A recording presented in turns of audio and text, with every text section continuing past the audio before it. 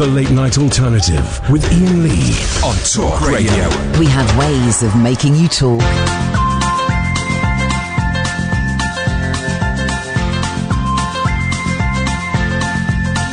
There's a voice that keeps on calling me. Down the road is where I'll always be.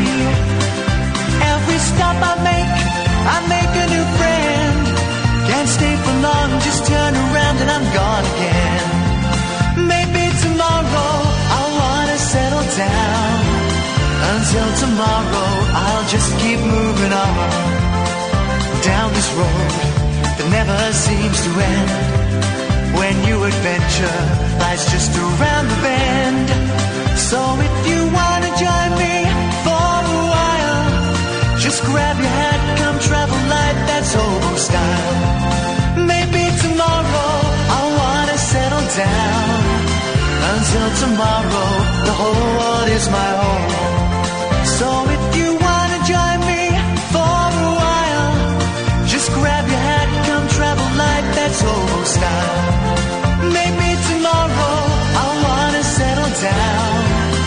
Until tomorrow, I'll just keep moving on.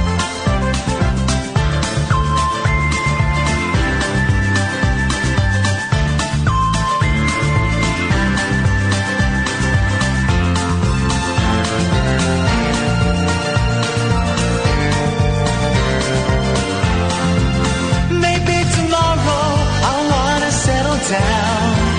Until tomorrow, I'll just keep moving on. There's a world that's waiting to unfold, a brand new tale no one has ever told. We've journeyed far, but you know it won't be long. We're almost there and we paid our fare with a hobo song. Maybe tomorrow I'll wanna settle down. Here we go. Tomorrow, I'll just keep moving on. So if you wanna join me for a while, just grab your hat, come travel light, that's hobo style. 03444991000, dear listeners. I'll find what I call home. Until tomorrow, you know I'm free to roam. Here we go. This is it. Good evening. The Late Night Alternative. There's a fader there. 03444991000 is the telephone number if you want to give us a call. You'd be very welcome to. Oh, looky here. Where do I drag... Hang on a second. Where do I drag them down to? I should have... This is brand new. I'm going to try there. Hello, Clive. Hi, Ian. It works. Sing hosannas. It works. It works, Clive. Hello? Yeah, hello? Can you hear me? Yeah, can you hear me? I can indeed. It double works, Clive. This is awesome. This is the greatest day of my life. And can I say it's a pleasure to be your first caller? Well, and it's a pleasure to have you as my first caller. Here's the thing. Have you, for those of you who are interested, we're in brand new studios, and I've got a fader, which means I can do this without any faff. But have you been calling up every show on Talk Radio today to try and be the first caller? No, I haven't, actually. No. That would have been... not. I wish I did, but not. That would have been a record to have achieved. Imagine telling that to your grandkids. I don't know if you have any grandkids. But I've got, I can say I was the first caller on the Iain Lee show, so... Yes, one! Yes, one! You know... This is what it's all about! Back on that, Jeremy Kyle... or Matthew Wright listeners. I don't think Jeremy Kyle works here anymore. So Ipsney on the Klausney, okay? Yeah, we go. That's fine. Catherine's here, by the way. Hello, Catherine. Hey, hello. I didn't notice Catherine was here because previously she's been sat on my right and now she's sat on my left. Everything's changed. Everything changes but you. I'm tripping out over that. Wow. I hope you're not literally tripping out on LSD, because that would put us in a very, very awkward position. It would indeed. If you were... Clive, you're on the radio. Let's really make this count, because the bigwigs, the News Corp bigwigs, are actually listening to this show, possibly for the first time ever. So they're expecting a nuanced debate on Brexit and Theresa May's speech that she did at 4 o'clock today. And instead, we're going to talk about star signs and new Coke and putting a base on the moon. So let's make it a good first call, Clive. First of all, why do you have to put me under such pressure? But what? Although this guy's under pressure, what? Jeez. I'm feeling the pressure. I'm feeling the heat. Okay, well, I don't know if you're up to it. I think you might need to have to step out of the kitchen. Hold on, guys. Let's just take some deep breaths. I think we can all get through this together. Okay. Hit us with it. Yes. But what I was going to say kind of relates to what you just said there. Oh. And I want to talk about milkshake gate. Okay. Milk, lemonade, round the corner, chocolate's made. Yeah, because I listened to the show last night, and I agree with yours and Kath's view of this, Yeah. I think. Okay. I think it's funny. Yeah. But I don't think it gets us anywhere.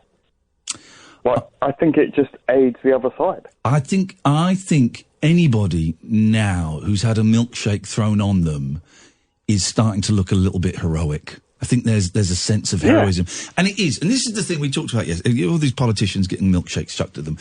Inherently, I find it funny. I find it funny seeing people who think they're important being covered in milkshakes. Yeah, because that's the 14-year-old inside all of us, right? Yeah.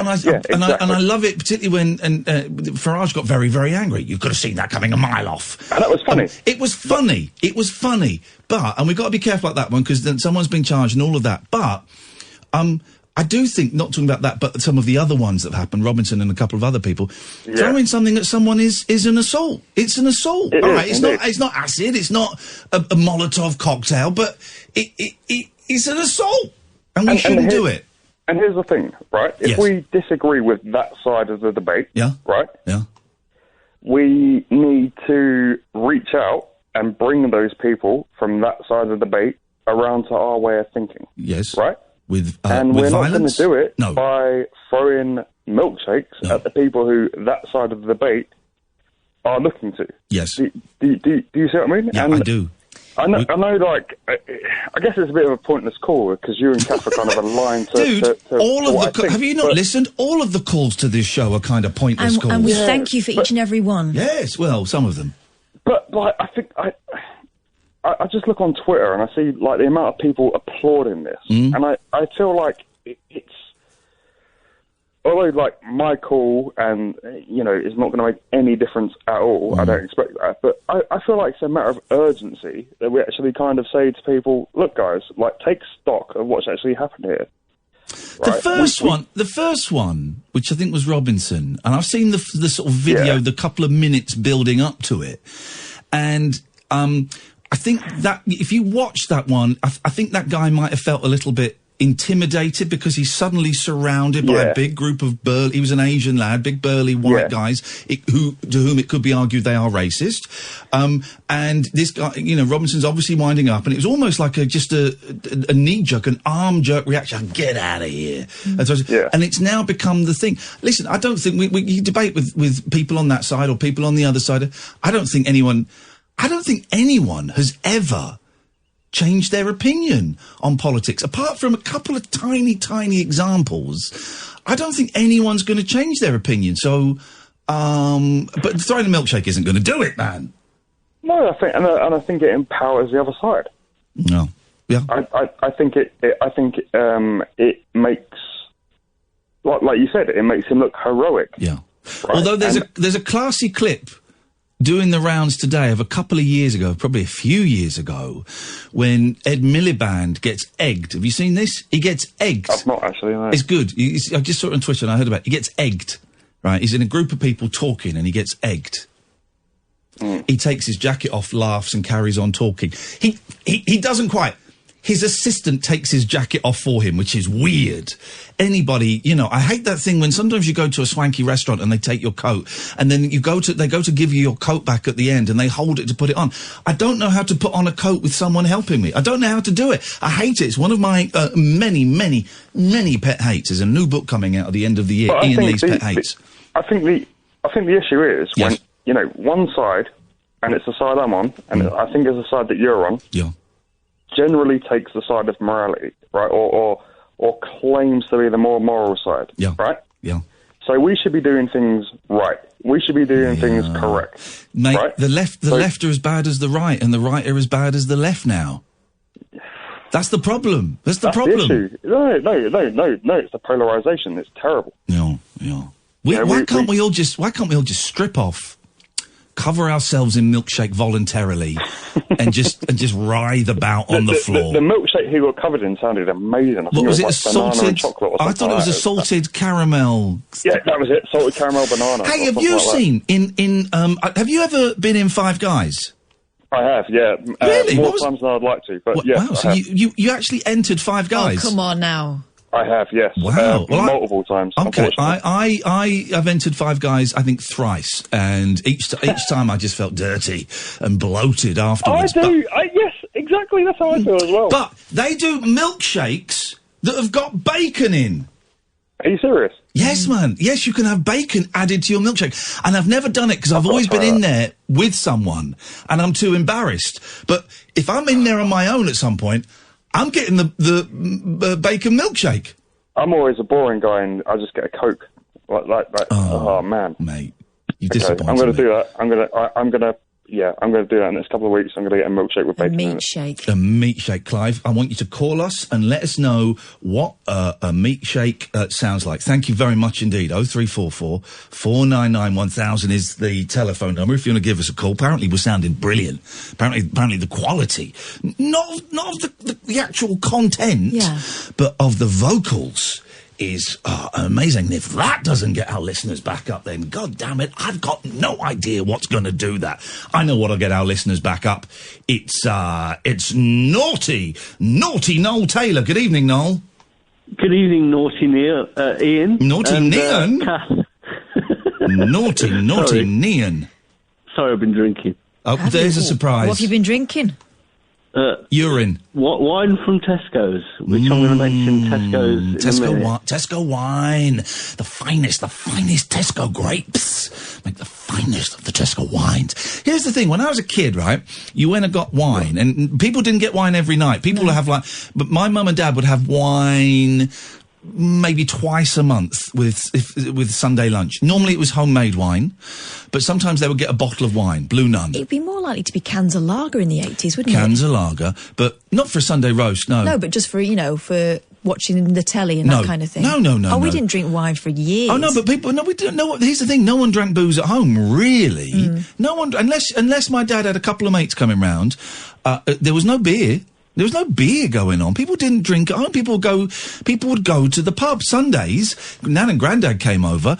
Everyone would go to the pub. We'd sit in the car with a bag of crisps and a Coke. They'd have their booze. Then they'd drive back, sozzled, and we'd have a Sunday roast. But the point I'm trying to make is, in the 70s and the 80s, you would go into like a wine department and you'd have like five choices. Now, I don't drink, but sometimes I buy wine just to look at it and remember the old days.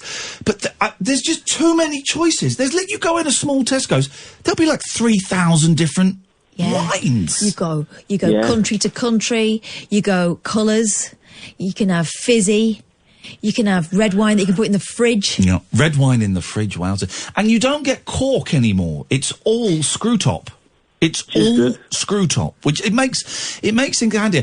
Although I saw a video online today of a way to get a cork out of a bottle. Yeah. You set fire to the bottle or something. Heat the side, with a lighter. No, that doesn't look good. Although here we go.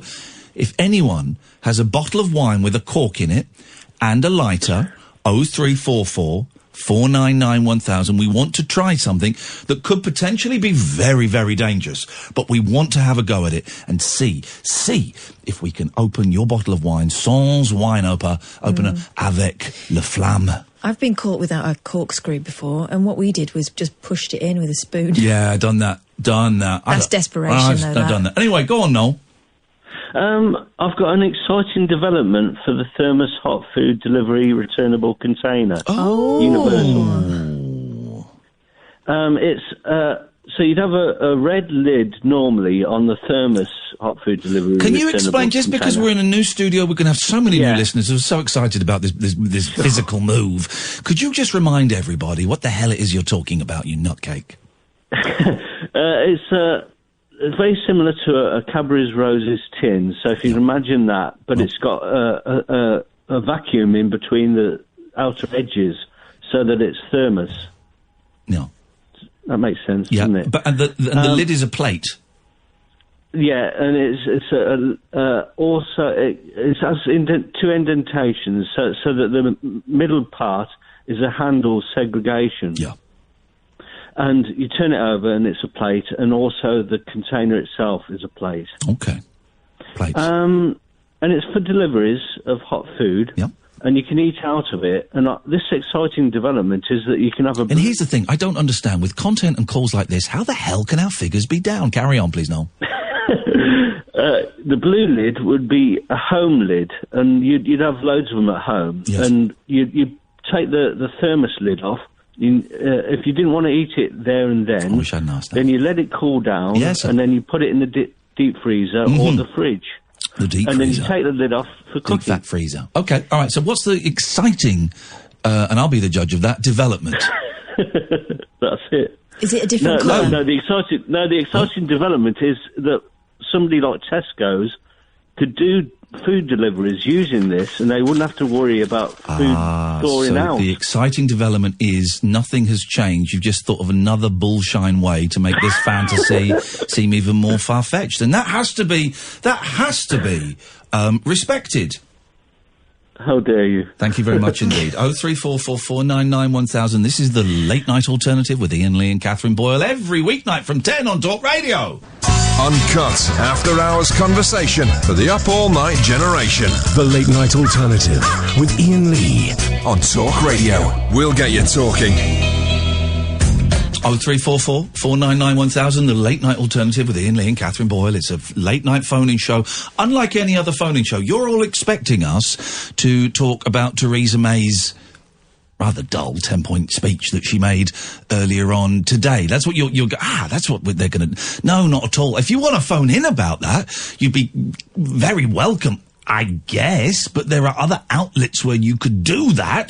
Instead, we just kind of sit here and we talk balls. One of the key points we're discussing today is alternate ways to open bottles of wine, but old bottles of wine with corks in. Not with the screw top, with corks in. Kids don't know, but back in the day, if a bottle of wine had a screw top, it was a lousy bottle of wine. It was the last one you drank, or the one you stole from your mum and dad's collection. But now they've all got things. But, where is it? Joseph says, just to let you know, it's possible to open a bottle of wine, this is on Twitter, by putting the base of the bottle in the heel of a shoe and slamming the heel against a wall repeatedly. Oh, that sounds risky. Again, if anyone wants to try that, we accept no responsibility for any injuries that may occur as a direct result of the rubbish we're spouting this evening. So what, you put it in the heel of a shoe? Yeah.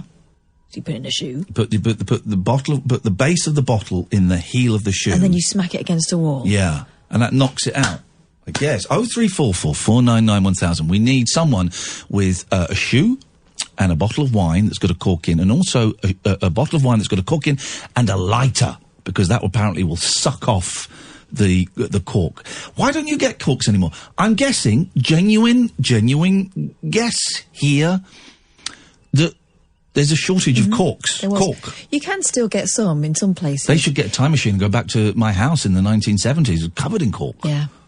Covered in a cork on the ceiling. Think. And cork tiles. That was why would you do that? But sometimes now with a bottle of wine you'll get what looks like a cork, but it's just plastic. Yeah, that's bull. That's not cork. 03444991000. Good evening, Dominic. Hello. Hello. You all right? Yeah, I'm good, thank you. What you got for us? I just wanted to say thank you for the rabbit hole on Sunday. I thought it was really, really good. I enjoyed myself. Dominic, it's always our pleasure to come and do shows for the poor people who live outside of London and don't get much in the way of cultural entertainment and are prepared to give us money for these said shows.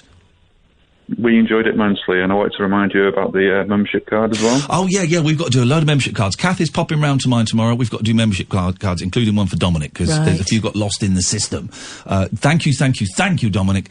That will be sorted out. I don't know why I'm calling you Dominic. It says Dominic on the screen. We call you Dom, where we come from. Thanks for coming, man. It was fun in Manchester. We love Manchester. The Sunday show was quiet, but everyone seemed to enjoy it, so that's cool. Yeah, there were more listeners rather than contributors or shout-outers, weren't there? Or laughers, or laughers. applauders. Smilers. Yeah, smilers. Yes. But we had fun. I love Manchester. I've got to say, we've got, I think, 4 more shows booked in. We've got Glasgow in a couple of weeks sold out. We've got London in June. There's only 15 tickets left. We've got Dorset in July, where there's 134 tickets left. And we've got Bath in September, which is selling really fast. And then I think we might have a break for a while. But IainLee.com/event if you want to go and find tickets for those shows.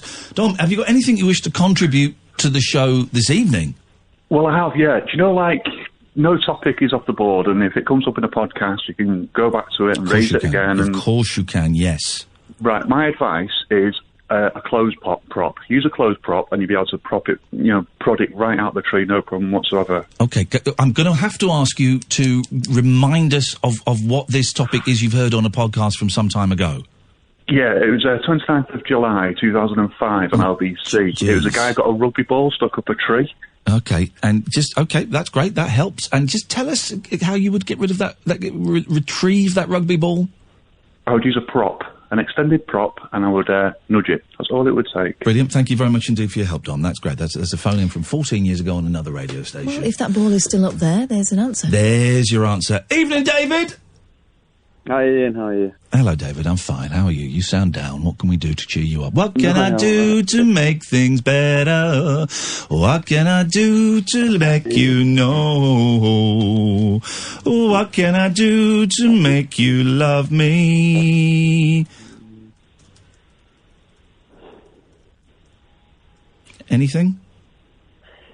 Oh, no, I really like the thermos guy. Sorry? The guy with the thermos. Yes. Okay. It's quite a good idea. It's okay. Tell us why you think it's a good idea. I think just the fact that it's like 2 plates upside down. Yes. The food's inside the plate. I think I got it right. I so don't. When you get your meal. Yes. You basically just open this box and you've got a meal for 2. And the only thing you don't eat, you close it and return it back to the supermarket. Is that right? I don't think that's quite how it works. No, Catherine, there's can you no mention explain there of a roses tin. If you imagine a roses tin, or any other tin of chocolates. Yeah, I remember roses. They're quite old, though. Well, this would be a new one. Okay, sorry, no, I haven't seen any. And then you imagine it's got the double layer of a thermos. What can I do to make you love me? What can I do to make you care? What can I say to make you feel this? What can I do to get you there? Where you go, Catherine? You can take my breath away. Oh. That means murdering him, I think. You take someone's breath away, you've killed them. So anyway, it's not quite 2 plates because that's already been invented. Noel Taylor is nothing if not a novel man. But it's a way of transporting hot food in a recyclable, usable thing that can also act as a plate. Innovative. Yeah, he's an innovative guy. What can I do to make you love me? What can I do to make you care? Hey, David, what can I say to make you feel this? Feel this. Oh. What can I do to get you there? They give me a fader, and the first thing I do is I sing to the cause. I used to like the cause a I lot. used to like the cause. And David, thank you for your call. I feel we've reached the end of that road. 0344 499 1000. So far we have got opening bottles of wine, ways of keeping food hot. My God, it sounds so BBC local radio. And plenty of other bits and pieces as well. If you want to give us a call, it's the same number. It works the same way. You'll speak to Sam tonight. He will take your name and number and give you a call back. 0344 499 1000. This is the Late Night Alternative. Weeknights from 10 on DAB, online and on talkradio.co.uk. The wild man of late night radio. The Late Night Alternative with Iain Lee on Talk Radio. We have ways of making you talk. 0344 499 1000 is the telephone number if you want to give us a call. written down Tower Bridge as something to talk about? I know we're here, that's where we are, but I've written it down as something important to talk about, and I have apps. Oh, I know why. Oh God, no, it's not a funny thing at all. We'll talk about it a bit later on. Just the inquiry into the attacks on Tower Bridge, and there's some amazing stories coming out of it. We'll talk about it now. There's some amazing stories. Do you hear about the doctor who was eating in a restaurant and he saw... Sorry, it's going to go a bit heavy all of a sudden. Sorry, I do the way it does sometimes. Stay there, Michelle. Stay there, June. 0344 499 1000. So there was a doctor eating in a restaurant when the terrorist attacks were happening in, my God, in 2017. Yeah, London Bridge. London Bridge. Thank you very much indeed. I've written Tower Bridge, London Bridge. And he sat in this restaurant and people weren't being let out of the restaurant, and he kind of got up and he had to almost force his way past the bouncer saying, I'm a doctor, I can't watch people die. And he went out while the attacks were still going on. Yeah. Isn't that incredible? And there's another one. A hero football fan. I'm laughing because this is a proper British way to deal with jihadists. A hero football fan hurled a pint glass at the London Bridge terrorists. I'm laughing, but it must have been horrific. In a bid to stop them attacking more victims, an inquest has heard. Gerard Vowles, friends with Tony Consonants, of course, shouted at the extremists and said, "You cowards, come and get me. Wow. Come and get me." His blood was up, wasn't it? It was, and I'm smiling and I'm laughing, and but only out of sheer admiration for the balls of anybody. We'd all like to think, don't we, that if we saw something like that happening, we would do an heroic thing. But I think deep down, most of us know we would do the sensible thing, which is run. Yeah. Which is run, hide, call the cops. And there is absolutely no shame in doing that at all. That is what the official advice is, to do that. But then you get someone like this Gerard Vowles chucking a pint glass at them, saying, "You cowards, come and get me." Proper hero. After he watched them stab Marie Bondeville, who was set upon during the attack. God, so he saw a stabbing take place. He saw what they were capable of, and he still went and had some of it. There's a story of the off-duty nurse. Did you hear that one? Hang on a second. We'll do that in a second, because I want to hear that. Let's just quickly have a bit more of this Gerard Vowles. The 49-year-old, and he's a picture of him. He's not a big bloke. He's quite a slight gentleman. Said he just wanted them to concentrate on me and maybe leave the girl and try and save her life. Wow. Mr. Vowles had been in the area watching the Champions League final and described seeing a man leaning against the wall on the opposite side of the road who said he had been stabbed and had a pain expression in his eyes and blood coming down his side. He recalls seeing people running from the direction of London Bridge, and one man was shouting, "There's terrorists, they're attacking everyone." He went to find two British Transport Police officers, Wayne Marks and Leon McLeod, who confronted the men, armed only with their truncheons. Flippin' heck! As he went back towards the scene of the attack, he heard a scream. It was a young woman being attacked by the three terrorists. They were not human-looking. The expression in their eyes were hatred. They were round in a circle. Three guys stabbing a woman. I mean, these are tough guys we're dealing with here. These are heroic. They were round in a circle. I could see them. It kind of goes on. We don't need that description. The worst part that gives me nightmares. She kept saying, "Help me, help me." Oh God. I remember one of them saying, "This is for Allah." In an act of bravery, he tried to distract the attackers, but backed off when one of them ran at him. I didn't turn round till I got to the other side. I knew he would say this. They left it to the last bit. I saw the guy come back and carry on attacking that lady. After half a minute, less than that, they decided they wanted to move on. Mr. Vowles shouted, and this guy is a proper hero, "You cowards, you C's, come and get me." But I don't think they took any notice. They headed past the buses. They were jogging, looking left and right for victims so they could attack them. He started to warn others. And then it goes into... this guy saw horrific things happen. But, I mean, flipping heck, man. People like Gerard Vowles. What a legend! What a human being! Yeah. To think of others And when they came for him, he did the right thing. He turned and legged it and called them a bunch of C's. Go on, tell us about this nurse. This is Helen Kennett. She told the Old Bailey she was trying to help Alexandra Pijar, who was fatally wounded when she was confronted by his attacker, she described as evil-eyed. They're all talking about this kind of empty look on the faces of these guys. When she spoke to him, he replied, what's wrong with you? Because she said, what's wrong with you? Yeah. And the attacker said, what's wrong with you? And he wounded her too. 8 people were killed in the attacks on the night of the 3rd of June 2017. She says, I was convinced I was going to die, but I didn't want to die there. I wanted to die around the corner with my family. She told the court she saw a man holding a knife behind Mr. Pijar, describing him as having empty soulless and an evil look in his eye. Before I could process what I was seeing, what was happening, he stabbed me in the neck.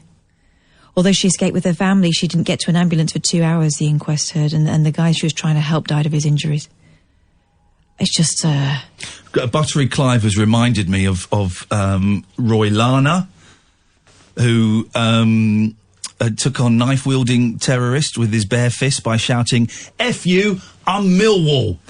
These people, you know, instead of like X Factor and Britain's Got Talent and Jeremy Kyle, replace the Jeremy Kyle show with putting these people on the TV. If they want, they might not want it. They might not want it. But these are heroes. These are your actual heroes. And all the coppers and all of the ambulance staff all of them are heroes. But these are punters who saw people struggling and could have been killed. We didn't know at that point if these idiots were wearing suicide vests or any of that stuff. And they still went and waded in. Yeah. My God. I hope they are, getting all of the treatment that, they need, all of the counselling that they need, and I hope they are rewarded with infinite riches. We should bow down and praise these people. They are legends. 0344 499 1000. Good evening, Michelle. Oh, my God. The pace of this show changes. I was there earlier, all excited, going to tell you about how I tried to open a bottle of wine with my boot, and it's all gone downhill. No, it's not gone downhill. It's gone on a sidewind. We call it a clunky gear change. We can change back.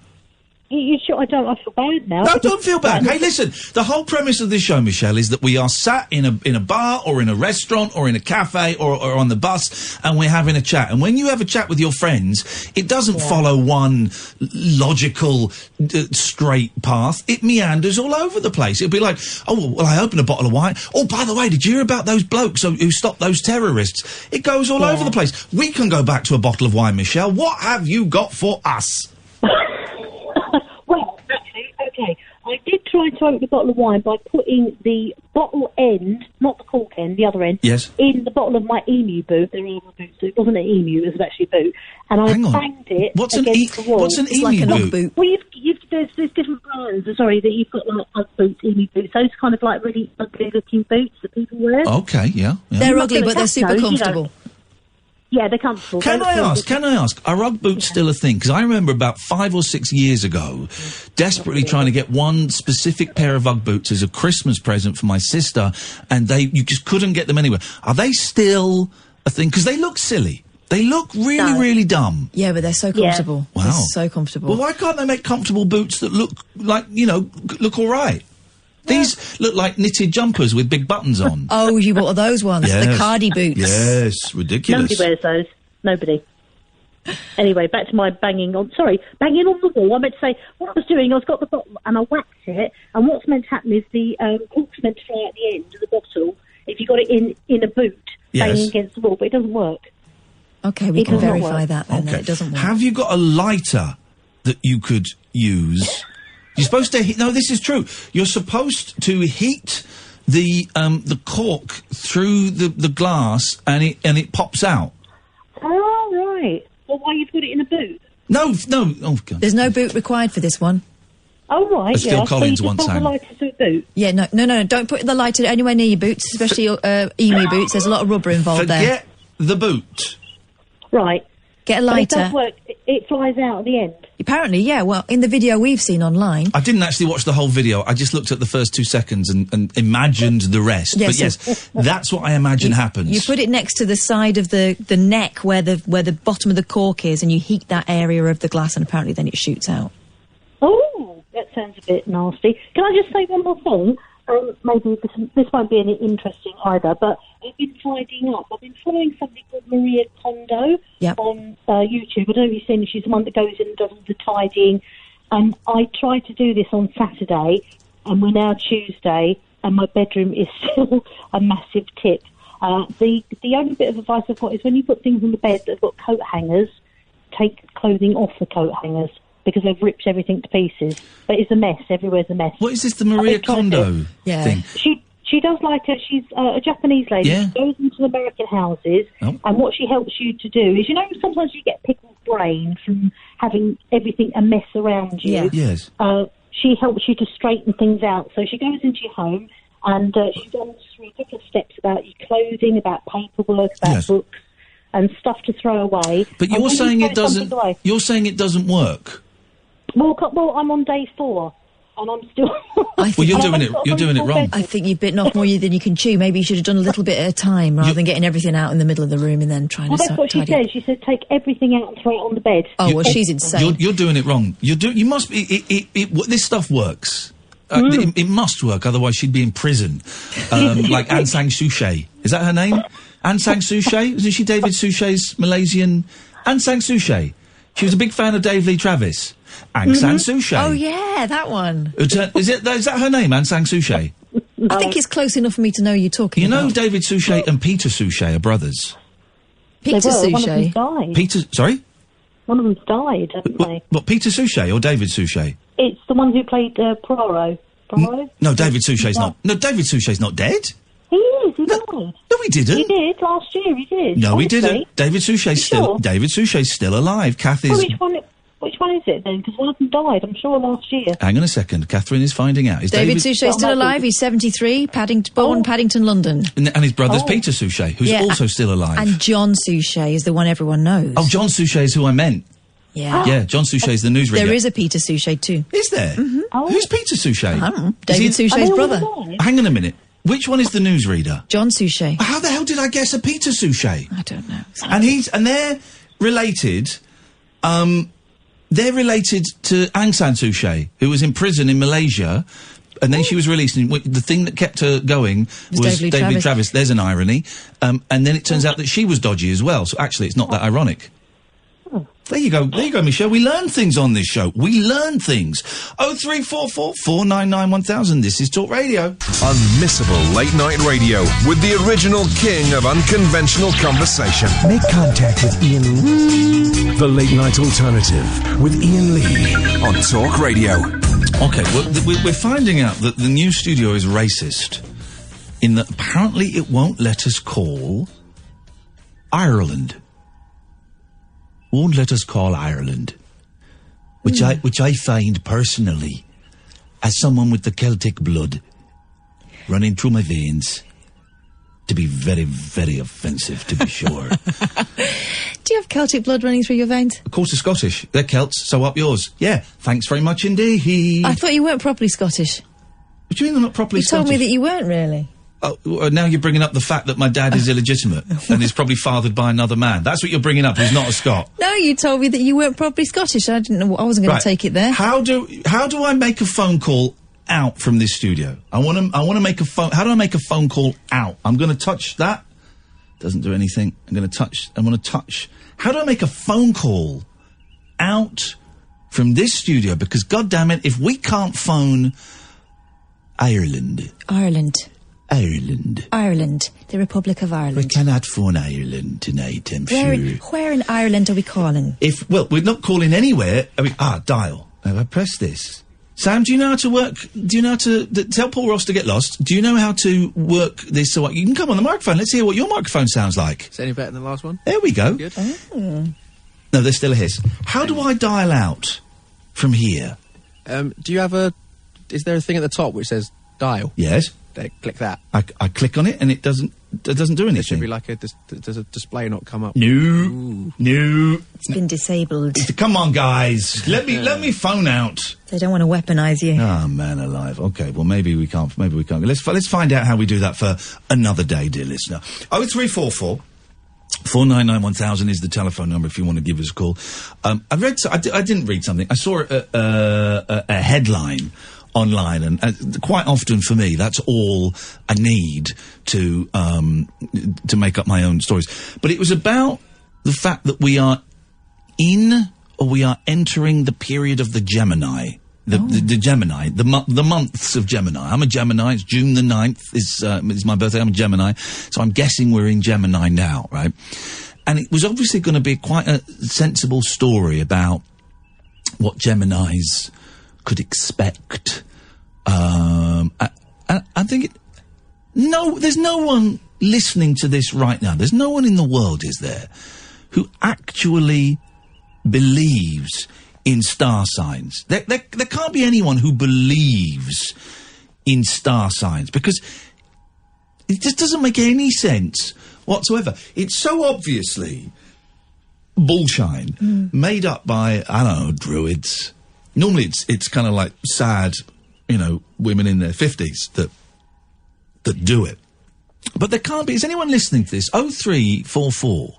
I've seen the figures, and the answer's generally no. But 0344 499 1000. If there is anybody listening to this who believes in horoscopes and astrology, because I don't. Why would you? Well, it's all part of that thing, I think, that as human beings, we all want to believe that we're special and that there's somehow some kind of destiny involved. And if you read the descriptions of each of the star signs, there's something in it that everyone wants, right? So I'm a Leo, which means that we're kind of proud and fiery and... so am I. Exactly. So right? am I. But it also means that, you are... There's a bit of bluff and bluster there, but underneath you're a sensitive soul. Basically something that describes every single person in the world, right? Exactly. And regardless of what their star sign is. But there are still plenty of people that hold to it. You watch First Dates, for example. It comes up now and again, doesn't it? Go, what star sign are you? To work out whether or not they even continue the conversation. And surely if they believed in it, when they go, oh, well, I'm a Taurus, oh, and I'm a Libra, oh, we don't get on. All right, bye then. The end. Bye then. Why do people buy stuff that obviously makes no sense? What now, the I Ching... I don't know anything about the I Ching. No. The I Ching is where you pull out a stone from a mystical sack, and that tells you. Like runes? Can I tell you something? I've never told anybody. Go on. Right. Okay, I've never told anybody this, and I'm hesitating because it involves somebody else, but I think I can tell this story, right? So, before I was married, my wife and I went to Japan, I think twice. Went to Japan twice, and we loved it. Loved it so much the first time that I planned to propose to her in Japan on the second time, right?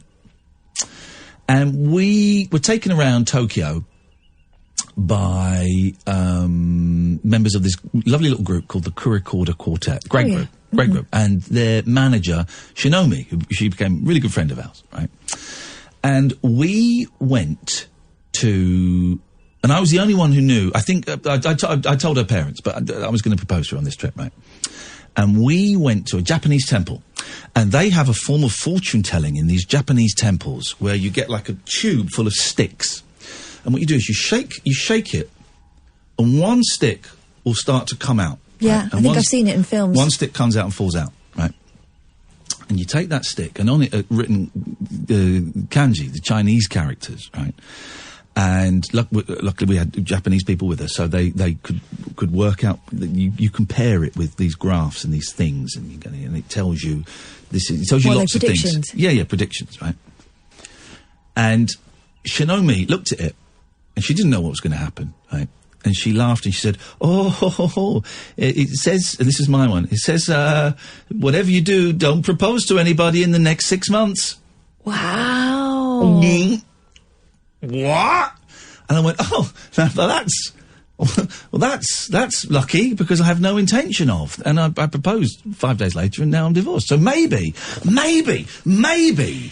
there was something in that. Didn't you also have some psychic experience where they suggested that you are not with the right person, and then you said, oh, well, I'm planning to propose to her? And then after the break, they said... No.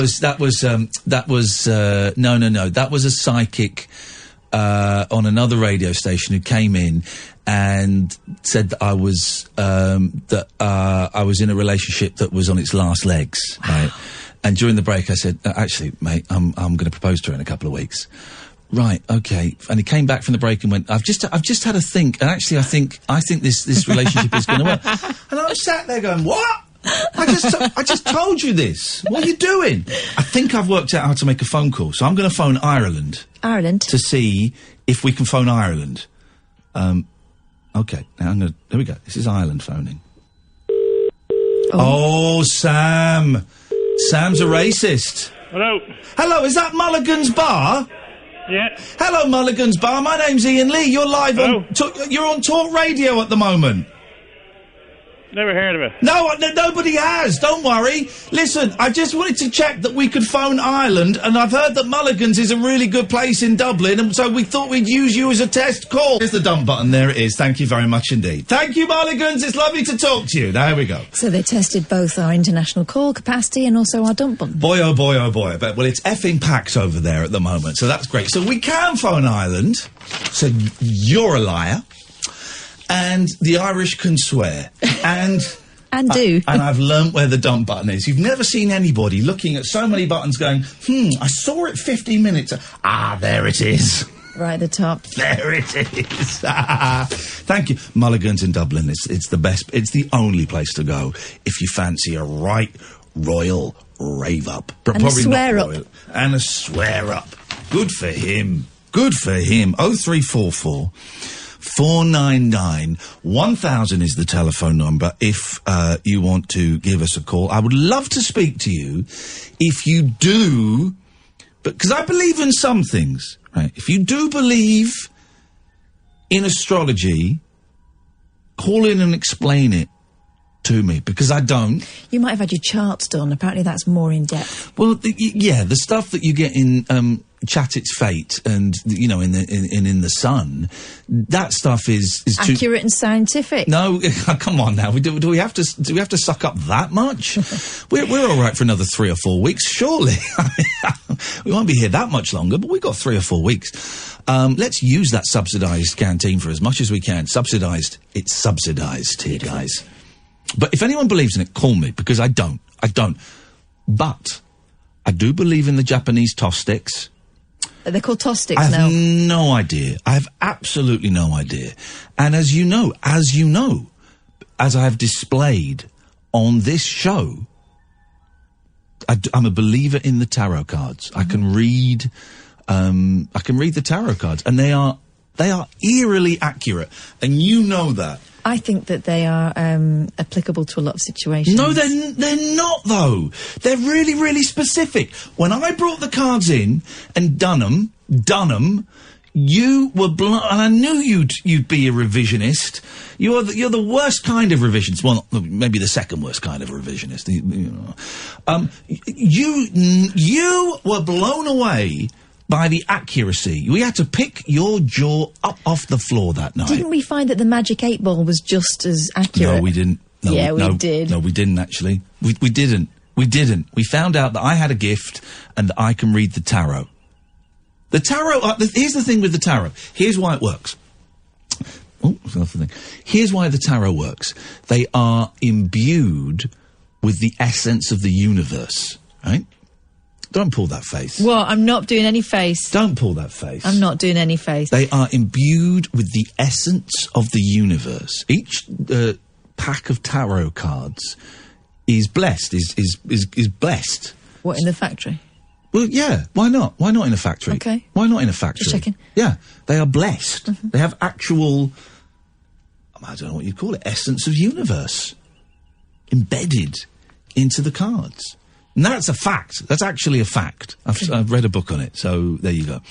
0344 499 1000 is the telephone number if you want to give us a call. What a wide range of topics we've covered in this first hour of the show. Katherine, would you like to recap for the listener, please? We've covered thermos. Yeah. We've covered life hacks, tidying up, banging boots against the wall, heroism, horoscopes, sweary bars in Ireland, tarot. It's all there. We've got loads more to talk about. Moon bases, tutting at women doing their makeup. There was a story about being gay, and I can't remember what it was, but I'll find it because I seem to remember it being a good one. But you're welcome to call in about absolutely anything you want. You know how this works. We sit here and we talk rubbish, and if you want to chip in, you'd be very, very welcome to. The switchboard is empty at the moment, so now is a great time to call in and be called back by Sam. 0344 499 1000. 0344 499 1000. This is the Late Night Alternative, weeknights from 10 on Talk Radio. The Late Night Alternative with Iain Lee on Talk Radio. We have ways of making you talk. Well, I'm not the kind to kiss and tell, but I've been seen with fire up.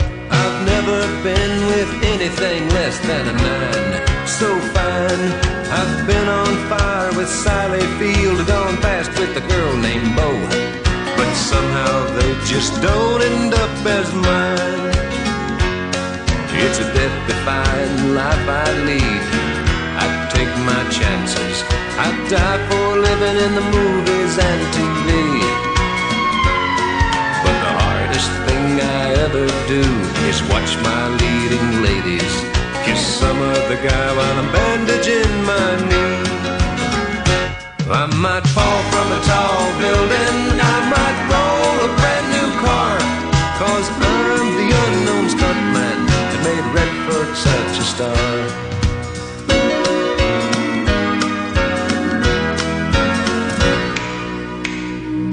I've never spent much time in school, but I taught ladies plenty. It's true, I hire my body out for pay. Hey, hey, I've gotten burned over Cheryl Teague's, blown up for Raquel Welch. But when I wind up in the hay, it's only hay. Hey, hey, I might jump an open drawbridge or Tarzan from a vine, 'cause I'm the unknown stuntman that makes Eastwood look so fine. You've heard him on the radio. You've seen him on television. You've heard him on the podcast. Live in London, Iain Lee. There we go, and come on. You heard her on Free County. That's it. You heard her on Talk Radio. Okay. Number one lady, Miss Katherine Ball. Number one lady. You number one lady, you. Good evening, dear listener. Late Night Alternative with Iain Lee and Katherine Boyle live. Weeknights from 10 o'clock on Talk Radio. Listen on DAB, download the app, or go to talkradio.co.uk. We've talked about tarot cards. We've talked about astrology. We've talked about getting wine, corks out of wine bottles. I've had another tip for that. Go on. Here we go. This is it. Here we go. Get ready, everyone. Stay there, Carol. Coming to you in a second. Get one of those ball pumps, football pumps. Oh, yeah. Says Lucy Lou. Decork in a bottle of wine. Lucy Take a Lou, bike the pump. famous Angel, Charlie's Angels. The very same, yeah. Wow. It's not a football one, it's a bike pump that has a needle attached. Yes. So, yeah, a football one. Yes, bike pumps don't have needles attached. No, what are you talking about, Lucy They Lou? have those strange little 3-4 inch snakes that are covered in carpet. Yes. That's what they have, haven't they? They do. With They're strange, those things. With a nut on the end. Yeah. Peculiar. Anyway, get one of them. Yep. Stick it through the cork, penetrating all the way through, mind, until the needle reaches the air between the cork and the wine. Ow, then sounds you like pump. a test I had at the doctor's once. As you pump, the cork will slowly remove. I think that would blow the glass up. I don't believe that one. I do not believe that one for a second. 0344 499 1000 is the telephone number if you want to give us a call. 0344 499 1000. Let's go to Carol. Good evening, Carol. Hello, Iain. Hello, Kath. Hello, Carol. Hi, Carol. Really are getting all of the high vibe calls in tonight, which is great. Oh, I'm not in a good place, but I'm in my head at all today. Oh, yeah. I can't actually hear what you're saying. You're not in a good headspace. What's going on? Well, put the phone closer to your mouth and speak up and tell us what's happening. Oh, I've got a flashback I can't get out of my head. Oh, blimey. Go on. Do you want to... I'm struggling with it, but I didn't want to talk about that. Okay. I don't want to pull the show down and make everybody miserable. Okay, what do you want to talk about? I phoned up in defence of astrology. Here we go. Go on then. Because I really enjoyed learning about it. Yes, learning that it's made up fairy stories, yes? Well, it's more complex the more you get into it, because it's all done mathematically. Have you ever had your personal natal chart done? No, because I wouldn't pay money to a charlatan just to write down a load of nonsense on a bit of paper for me. Well, I get it for free on the internet. Oh wow, it must be accurate then. I'll tell you what it is. Surprisingly, because I had mine done and I did loads for friends, because I found this website from Switzerland that allows you to put in. You'd need to know your date of birth. I know that. Your place of birth. Oh, God. And the time you were born. Right. That's really important. And how can the time that you are born and the day that you're born have any impact on the stars that are surrounding you, and then that dictates how your life is going to pan out? Because you've not... If you could imagine taking a picture the moment that you're born... Yeah, wouldn't be able to hold a camera, but yes. It's all to do with lines of latitude and longitude. I thought... okay. It gets really complex, and it's a photo... If you could imagine the midwife just taking a photograph through the roof of the maternity hospital or wherever. Right. And capturing the positions, the exact positions of the planet. Right. On that... But what has that got to do? But what has that got to do with the type of person you are? Surely it's to do with it's nurture. Well, there is obviously environmental factors in how you're brought up, but each planet has its own qualities. So Venus is the planet of love, Mars is the planet of action. But isn't that from the olden days when we didn't know about science? Not as mathematically accurate, but it's kind of still that right. idea. So because I don't know, this is the Greeks or the Romans. I think it's the Romans maybe. Had a god called Venus, right? And then there's a planet called Venus. So wherever that is in the sky, that will affect your love life. In a way, because I'm calling bullshine on that. I'm calling bullshine on that. Are you? Yes, it sounds like the most absolute nonsense thing I've ever heard in my life. The planet 15 million miles away has some impact on... Just you. Just you? It does, honestly. How come everybody who's born at the same time, right, in the same hospital, doesn't lead the same life? Because it's environmental factors, but the personality of that person...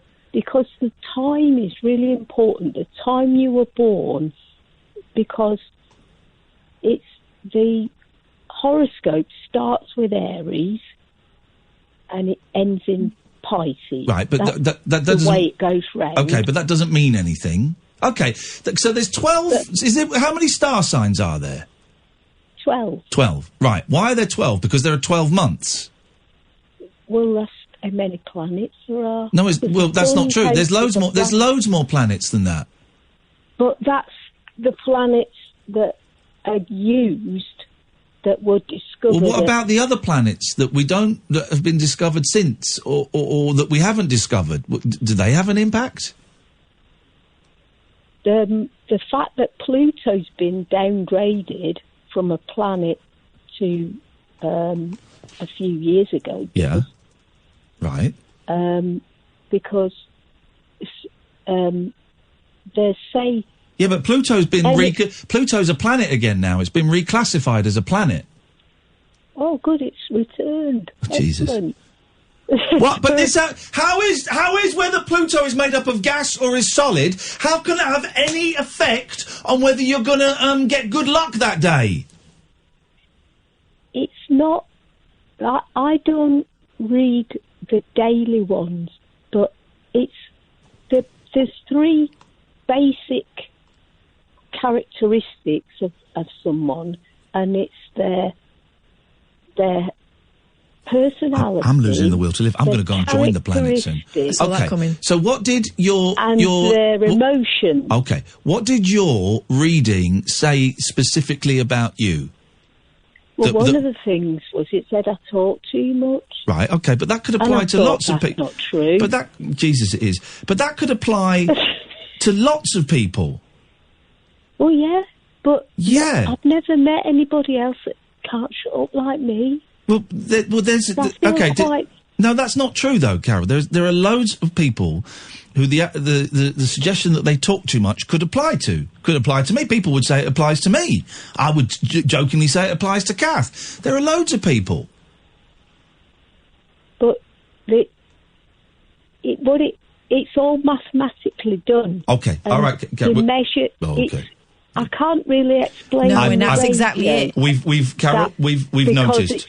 It's yes. Okay. But I have a fader. Yes. The time you're born is really important. Yep.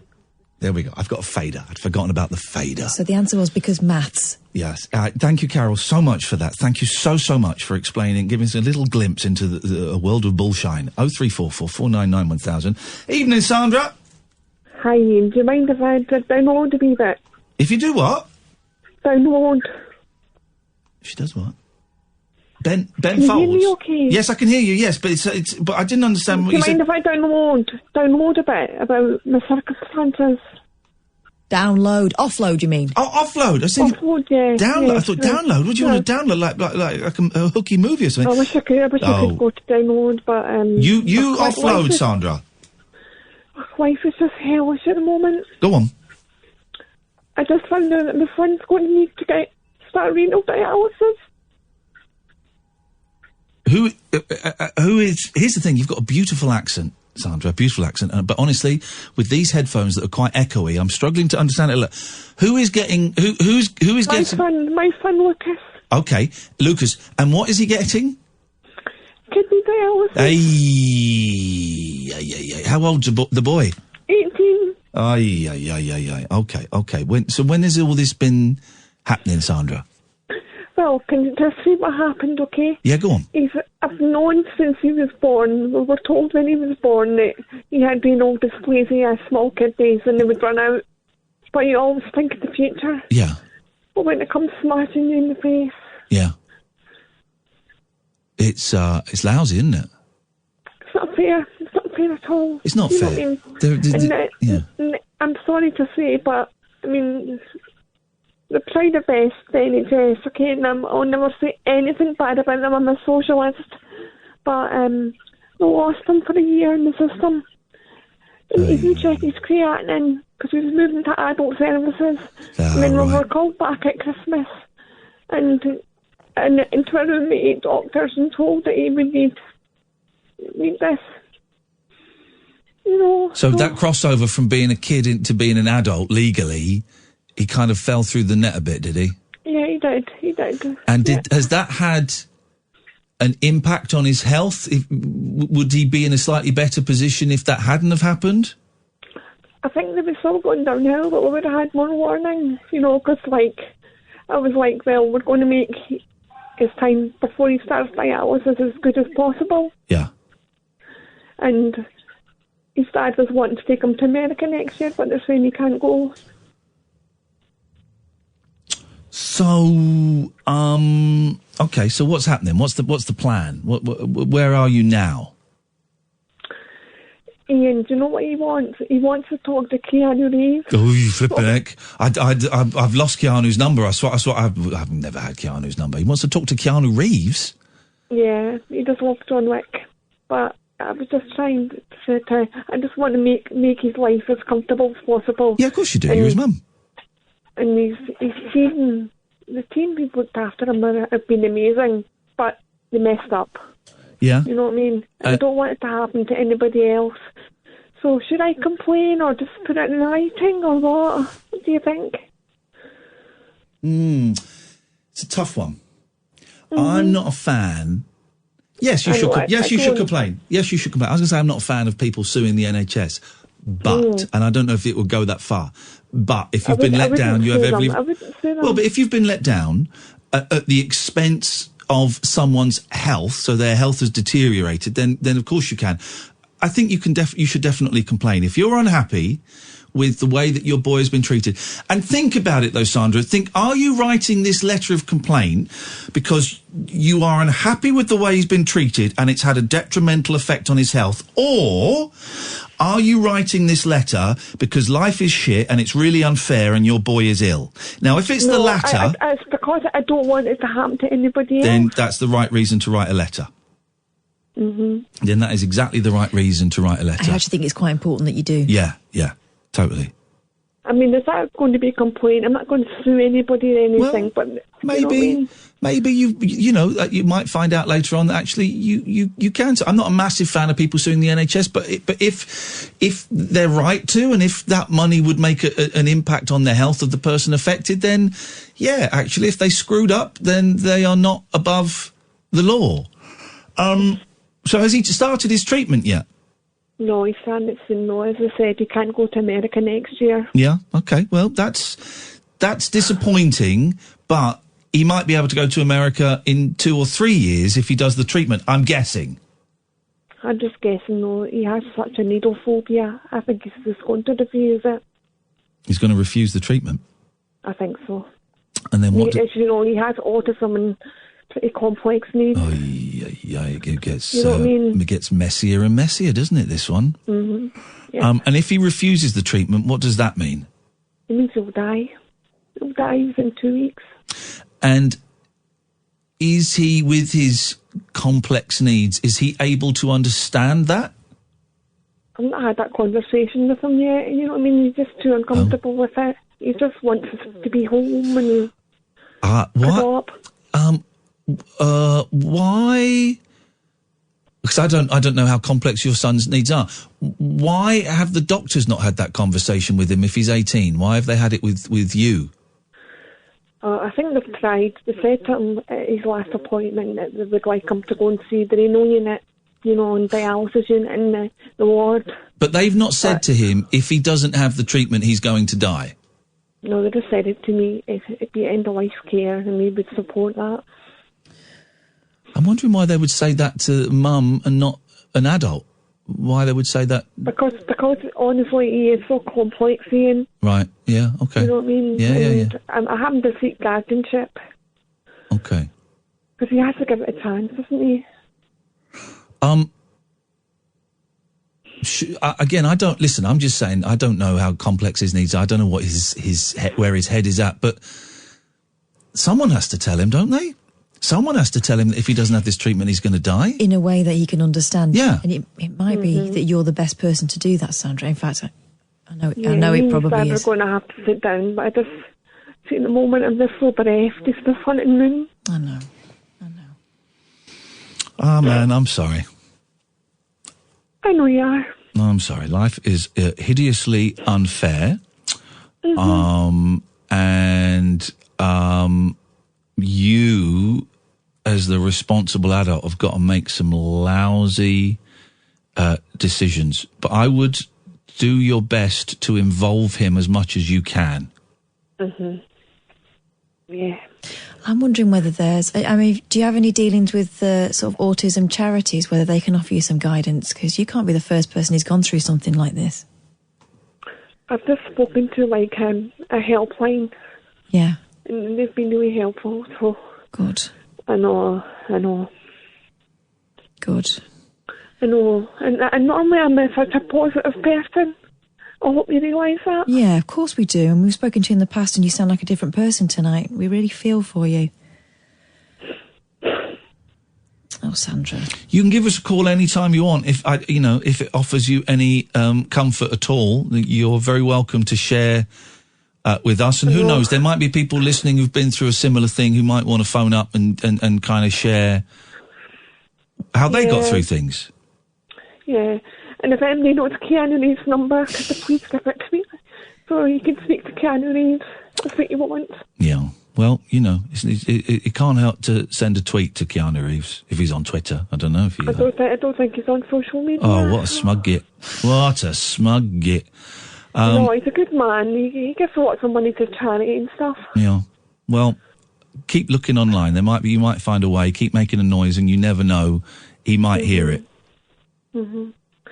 How was Dennis? Was he okay? Because I know I read that he had kidney problems. Yeah. I'm worried about Dennis Le Corrier. Sandra was asking about the thing with Dr. Hook. We mentioned this the other day. I don't know, Sandra. I'm a little bit worried. I've heard the new Dr. Hook album, and it's a masterpiece. Who'd have thought we'd say that about a Dr. Hook album? It's a masterpiece, and he's frustrated because he can't release it because he's ill. I don't know. He tells me he's going to be okay, but he might have to change his lifestyle slightly. But, yeah, I'm worried about him, man. Mm-hmm. I'm worried about him. I know. I'm just worried about my own mental health as well. Yeah. Yeah. You've got to look after yourself. Sandra, hang in there. Give us a call any time, all right? Okay, I will, Ian. All right. Thank you. Thank you very much indeed. There you go. 0344 499 1000 is the phone number.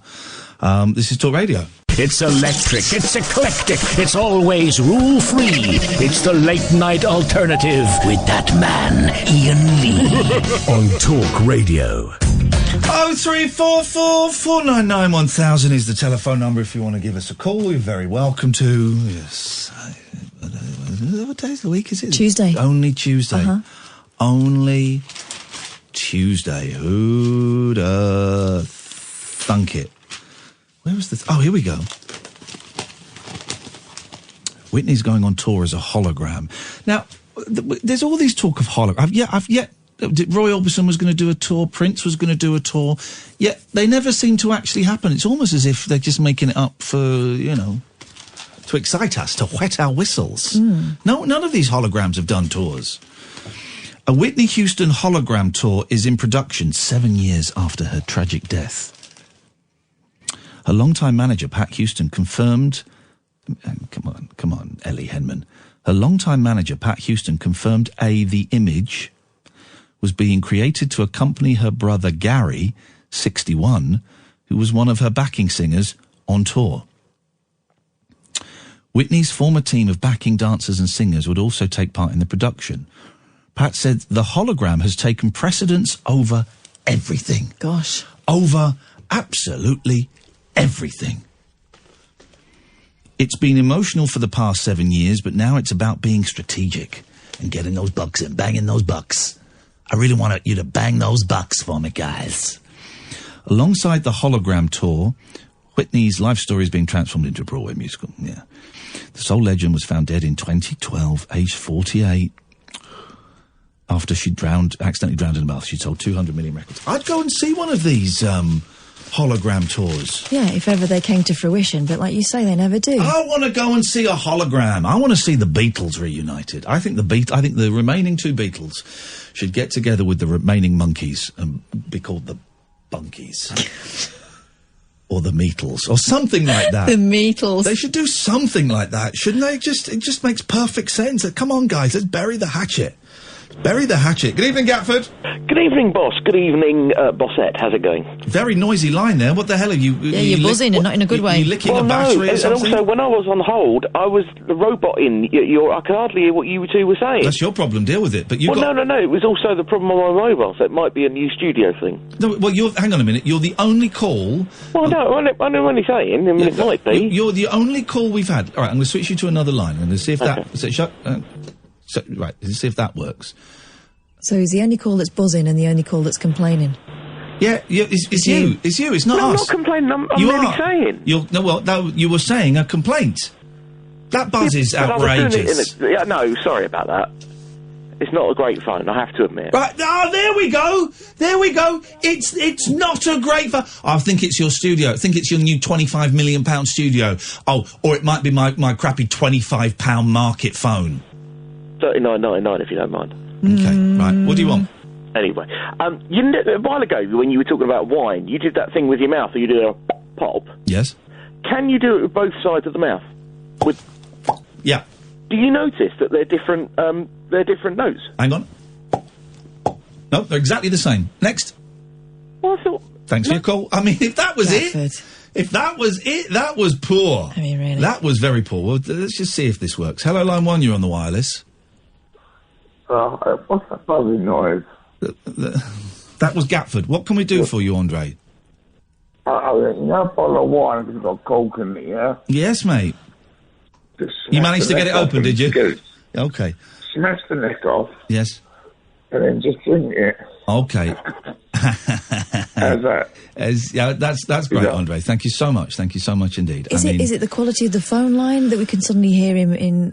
I mean, it sounds like he's degenerated somewhat since last spoke to him. What's going on? Let's play an advert for one of our colleagues, shall we? This is Talk Radio. Experience the unconventional, Evening, boss. the unpredictable, and the completely unorthodox. Exactly. With rule-free Iain Lee. The Late Night Alternative with Iain Lee. I've got no internet for the last 4 days. On Talk Radio. 03444991000 is the telephone number. If anyone can give us a coherent explanation of how astrology works, I'd be keen to hear it. I don't think, Carol was a little bit down, so maybe that was, or maybe it was just written in her stars that she would phone us up and talk bollocks tonight. I don't know. I just don't know, guys. 03444991000. Let's go to Duncan. Good evening, Duncan. Hi, Ian. Just ringing. We actually came to the Manchester show on Sunday, and very good it was too. I know you thought it wasn't probably one of your better ones, but for us it was really, really Thank you, funny. Duncan. But the main reason why I'm ringing, I just caught the back end of telephone conversation. Who I think it was her son was going through renal issues. Oh yeah, Sandra. Yeah.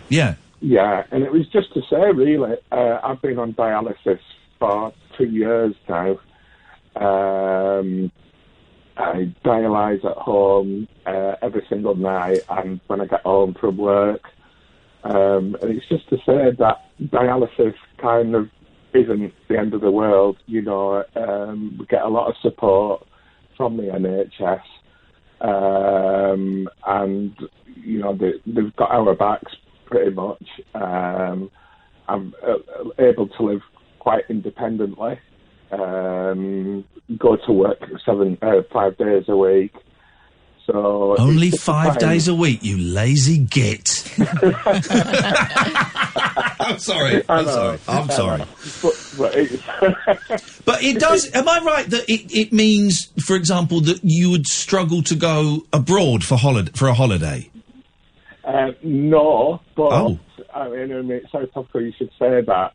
And we haven't been away for the last 3 years, and we're going away in this summer.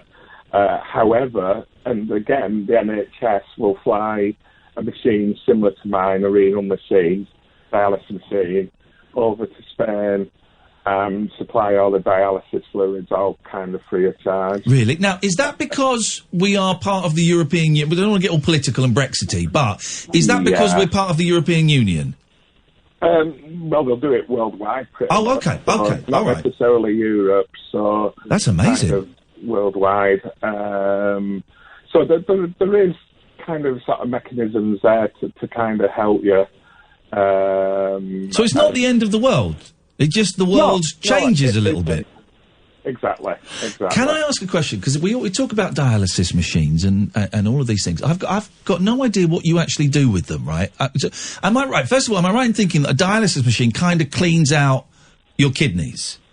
No, there's two different sorts. That's hemodialysis, right? Where it takes your blood out of your body, cleans it up, and puts it back in. I have what they call PD, peritonitis. So I have a tube which sort of exits my stomach, which connects to a machine and puts fluid inside a cavity inside my stomach. Right. And drains it, and as it drains it, it removes all the toxins. So it's Isn't that amazing? And how long do you have to... So you do it every night. How long do you have to be plugged in? 9.5 hours. Oh, flipping it! So what, it does it while you're asleep? Well, yeah, but I have to say, you get a lot of broken sleep. There's various alarms on it, and you get a little bit of pain or whatever now and again. But no, I've kind of got used to it now, to be honest. And like I said, first thing in the morning, I feel really refreshed and kind of obviously can go out to work. As the day goes on, you get more and more tired. Yeah. But yeah, I'm at my best first thing in the morning, really. And can I ask you? I'm just going to ask you a question that might sound clumsy and ham-fisted, and I hope it in no way offends you, right? No, fine. Is your life going to be shorter because of this? No. There you go. At all. The reason being is I have a kidney disease called IgA, which unfortunately attacks both kidneys. Yeah.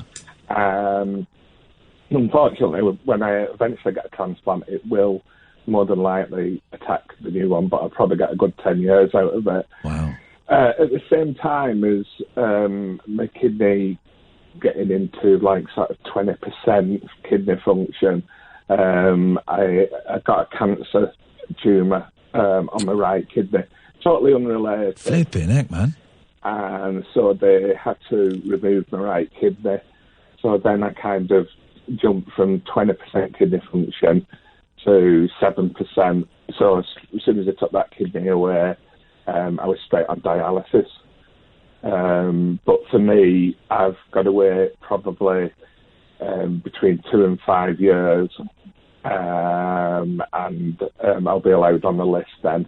Whoa, hang on, whoa! You've got to wait between 2 and 5 years before you're allowed on the list? Yeah. So yeah, you're on the pre-list list? Yeah. This is nuts! That was because I had cancer. Okay. When you get a transplant, you have to take loads and loads of anti-rejection drugs. Right, okay. And if cancer tried coming back at the same time as me being on anti-rejection drugs... It's got a better chance of sticking. Exactly. Oh, exactly. Okay. And then... So it's for the right reasons. Okay, but then, so when you're on the list, so assuming you go on the list in 3 years, then what is... And this is how long is a piece of string. But then what is the kind of average time that you're waiting to get a kidney? You just said it, how long is a piece of string, because it's not how long you've been on the list. You have about 5 or 6 markers, and if your numbers add up, your blood group, your tissue group, and various other factors, if they add up to the kidney that's available, then, you know, so you could be on a matter of weeks, you could be on 4 or 5 years. So, it's just look at the draw, really. Yeah. But you, this guy leads a full life. He came and saw two has-beens doing a show in a tiny theatre in front of 35 people at weekend. This guy's living! He's living La Vida Loca. He's living! Do you, you're talking about transplants. Is it possible that someone in your family could be a donor, or is that... What we're saying is, we can hear a woman laughing in the background. Get one of your kidneys out, love. Get one of your kidneys out and slip it in him.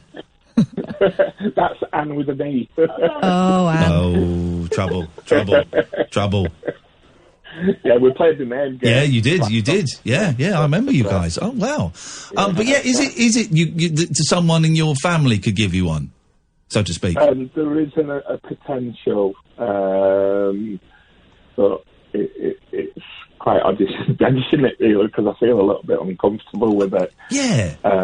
Having a part of your family member inside you? Well, no, I'd imagine it's I would have thought, is it you're feeling guilty that maybe that some people in your family think there's a sense of expectation that they have to give it up? Yeah, part that and part if anything was to go wrong. Yeah. It's not a close family member, it's a cousin. Right. So, I that's not ruled out, and I feel really, really lucky that somebody should sort of, offer to do that. So I was really taken back initially, but I'm not so sure what I'll do, really, to be honest. But, you've got a bit of time to think about it. Can't get them on eBay anymore. eBay have clamped down on this You're stuff. not allowed to sell body parts, are you? Not allowed to sell body parts anymore, which is outrageous. No. And that's not... Oh, Duncan, where have you gone? Have you pressed mute? Duncan, you've pressed mute. Duncan! Sorry about that. You had pressed mute, hadn't you? Don't do that in our first night in the new studio. I'm looking around thinking I've hit something. I've hit a button. It's you being a muppet. No. He's doing it again. Duncan? I think this guy should be taken off any kidney donation list because I don't think he deserves one with this kind of behaviour. Duncan... I'm back. I'm back. Hello? Yeah, I'm tempted to be quiet now. Yes! Yes, go on. Back. Go on. I can't remember. Yeah, so that's not me being ungrateful. It's just no. I don't know. He's got a young family and everything. Yeah, it's awkward. It must be a conflicting time. But listen, let's focus again on the positive. What you're saying to Sandra is, life changes, but it's not the end of the world by any stretch of the imagination. Not. Wicked. No. You can go out and you can go and see Iain Lee and flipping cats. He said flipping. I know, it didn't sound like it. It didn't sound like flipping, but he definitely said flipping. It sounded like something else. Duncan, thanks for sorry, I just clicked a button that almost took us off air. Thank you for your call, mate, and thanks for coming on Sunday, and thanks to Anne for playing the name game, and thanks for that. I appreciate that. Cheers, Duncan. Having thought about it as well, I know Sandra was concerned that her son wouldn't take well to sort of needles and stuff like that. I'm pretty sure there's probably an answer to that, NHS-wise. Yeah. Where they can attach something that's there all the time. Like Duncan was there saying that that tube's always there. Yeah. There'll be a way round it. Dave, Sloop, stay there. We'll be with you in a second. 0344 499 1000. The late night alternative every weeknight from 10 with Iain Lee and Katherine Boyle only on Talk Radio. The late night alternative with that man, Iain Lee. There's no strangers here, just friends you haven't stalked on Facebook yet. Have never sent my picture to anyone who didn't request it. The late night alternative with Iain Lee on Talk Radio. Yes. 0344 499 1000 is the telephone number if you want to give us a call and kind of get into midnight and where things, get a little bit freaky, things relax a little bit and who knows what's going to happen after midnight. Let's go to Dave. Good evening, Dave. Oh, no, hang on a minute. Let's go to Dave now. Good evening, Dave. Hi, Ian. Hi, Kath. Hey, Dave. Hey, it's Dave. What you got for us, Dave? Dead People Touring. Dead People Touring, the DPT. Yes, sir. Yeah. Did you know that Frank Zappa played the Palladium last week? What? Oh, did I? Do you know what? I think I did know about that. Well, I'm a big fan, but I read a review, and they've got a hologram Zappa going out with, I think, his 88 band, his mid-80s band before, just before he quit touring. Oh God, when he was really bad. Okay, right, fine. When he was almost unlistenable. Yeah. But so it wasn't because I know that they've done Elvis on a big screen with like the band playing behind him. And do you know what? I wish I'd gone and seen that. I should have gone and seen that, but never mind. But this was actual Zappa strutting about on the stage. You just did yeah. I looked up some. There's a couple of clips on YouTube from I think Wilkes Barre in the States. Yeah. And there's a sort of large screen in the middle of the stage, sort of back where the drums would usually be. And he sort of appears there. On a screen behind the drums? Well, sort of not where the drums would be. They've moved the drums sort of more to the side of the room. Okay. Which, I don't know if you're in a band, whether that'd be a pain, because usually where the drums are and you sort of have the sound. But, so they put sort of a big screen where the drums usually would be, and that's where he appears, as well as a load of other sort. Hang on a second. I'm gonna watch some of this from. This is from.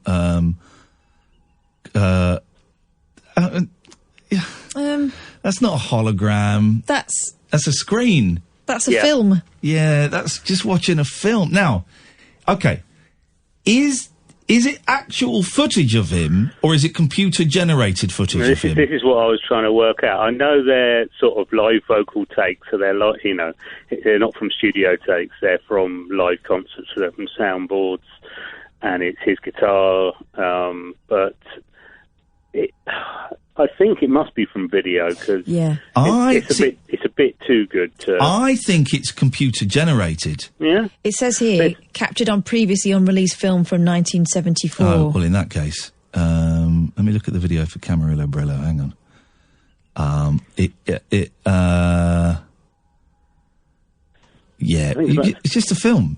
It's just a film. That's point. That's not hot. That's not a hologram. It's not a hologram. This is my point. It's never been a hologram. They've never managed to. I think, was it about 4 or 5 years ago, they did one of Tupac at Coachella, which looked quite impressive as a one-off, but they don't seem to have. You always heard that they were going to do Queen, were going to do with Freddie Mercury as a hologram, and I've just seen. This is right, okay, because we all know. And by the way, everybody on the Facebook page who says we talk about obscure musicians too much, stick this in your pipe and smoke it. We all know that the Zappa family is divided. Mm-hmm. There is Dweezil on one side, who's been touring, and then the other side there's Amit, and it's Gail, isn't it? His wife. So it's the other son and his wife. And the Frank Zappa hologram is from the Amit/Gail camp, which I believe is the least popular of the two camps amongst the fans. That's what I understand, yeah. And the Dweezil camp are like, this sucks, man. This sucks. Oh, really? This absolutely sucks. It's just an Amit tour, and he can kiss my ass. Whose side is Moon Unit on? Oh, we don't speak about that. I don't know where Moon Unit is these days. No. It's the Zappa Family Trust, right? So that's Amit and all of that. It looks. Yeah, because they tried to stop Dweezil playing his dad's music. Yeah. And it all got quite heavy. But no, I don't think they're ever going to. But I wonder who makes that decision. I mean, I guess it started in the 80s. They had like beer adverts that had sort of old actors and stuff. That sort of stuff cut in with Griff Rhys-Jones, isn't it? Griff Rhys-Jones. He invented it. And they got that. Well, I guess that was same as Dead Men Don't Wear Plaid. The Steve Martin film. Yeah. Oh, by the way, have you read Wild and Crazy Guys yet? Yeah. It's a great... sorry, I thought you meant... no, I haven't read that yet. No. There was a quick turnaround there. Yeah. Oh, no. No. Steve Martin's book, was it Born Standing Up? Born Standing Up is great, but no, there's a book. We got the guy coming on Monday who wrote it. I think it's out now. I've got a press copy of it. I think it's out. Wild and Crazy Guys. And it's about all of that lot from SNL that went on to make huge movies in the 80s. It's all about... It's mainly about egos and cocaine and Rick Moranis. And it's a great read. Yeah. I mean, I say that Steve Martin books are fantastic. Born Standing Up is incredible, and I don't really like Steve Martin. I don't like his films that much. I like the idea of Steve Martin and that comedy special on Netflix with Steve Martin and Martin Short. Martin Short is beautiful. What a life-affirming hour and a half that is. But Born Standing Up is a great read. I say, who makes that decision? Because Audrey Hepburn's in a sort of a chocolate advert as well. You just wonder, does someone in the family says yes, you can use their image as... You would think so. It depends who owns the rights. Who's running the estate, surely? Yeah, who owns the rights? That's Yoko Ono if they want to do a Beatles one, and through Olivia Harrison, and so yeah. They own the image. Wasn't there talk of a John Lennon? There was hologram. Yeah, there was. Did it happen in the end? No, because I don't think they can do it. I don't think they can pull it off for more than maybe 5 minutes, or whatever. It costs too much. Or, yeah. Before he has to go off and take some heroin. Even the hologram wants to get high. But I just don't think it, I just think it works. And it's a bit creepy, but... I don't give a stuff about the creepiness of it. But then again, people say go and see tribute bands and everything. Yeah. Well, is there any difference, really? Well, here's the thing. Reduced circumstances. Real rock stars that play in their own tribute bands. I can think of one, Dave. Can you think of any? Well, there's Rick Buckler... From the Jam played from the Jam. Well, that's sort of from the Jam they were. Yeah. Chris. Oh, not Chris. Drummer from the Blondie. Clem Burke. Yeah, Clem Burke plays in a Blondie tribute band. Yes. Yeah. Yes. Imagine. Is he the one that went to the Hall of Fame thing and wanted to play with her, and she wouldn't? She wouldn't let him. And listen, if a singer's, he's in the same town as a tribute band and gets up for a couple of songs, beautiful. That's great. It's a thrill for everybody involved. But if anyone knows of any more actual rock stars that perform in their own tribute bands, 0344 499 1000. Dave, thank you very much for the call. An excellent call as always. Let's go to Sloop. John B. Good evening, Sloop.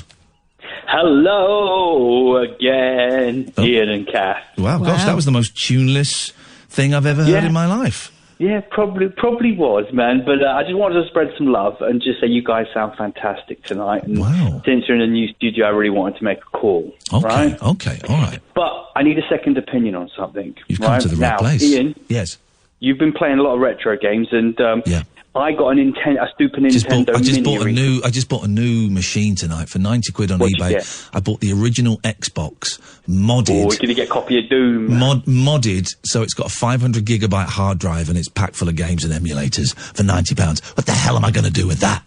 Stupid. Have a lot of fun, hopefully. Have a lot of fun. Yes, go on. I want a second opinion, right? Yes. Now, it's a legendary game, which I think may be ever so slightly racist. Ooh. So I'm going to say it now. Street Fighter 2. I never really played the Street Fighters. In what way is it racist? Well, I know everyone's a bit woke these days, and I watched a jazz singer recently. Everyone always mentions that blackface scene in there. Oh yeah, Neil Diamond blacks up in a scene. He gets his hands. That ain't no brother. That's a white boy.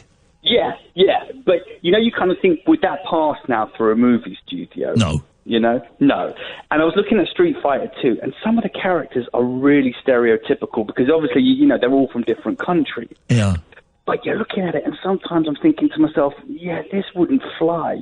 For example, when you're fighting Russia, there's people drinking bottles of vodka in the crowd and stuff like that. Or in China, they're killing chickens on the street. And Well, do you know what I mean? I think those depictions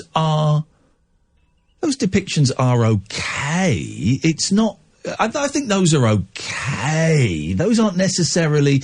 They are generalisations. They aren't necessarily racial slurs. I mean, if you go to England, are they all drinking cups of tea or? Yeah, but it's stuff like that. Even the endings to the games as well. So when the Russian guy wins, he does the sort of Russian dance with Gorbachev and stuff. And I mean, I've had so much joy playing the game again. But when you're watching it with an older mind, you kind of go, I don't really know. Do you know what? I think those examples you've given me.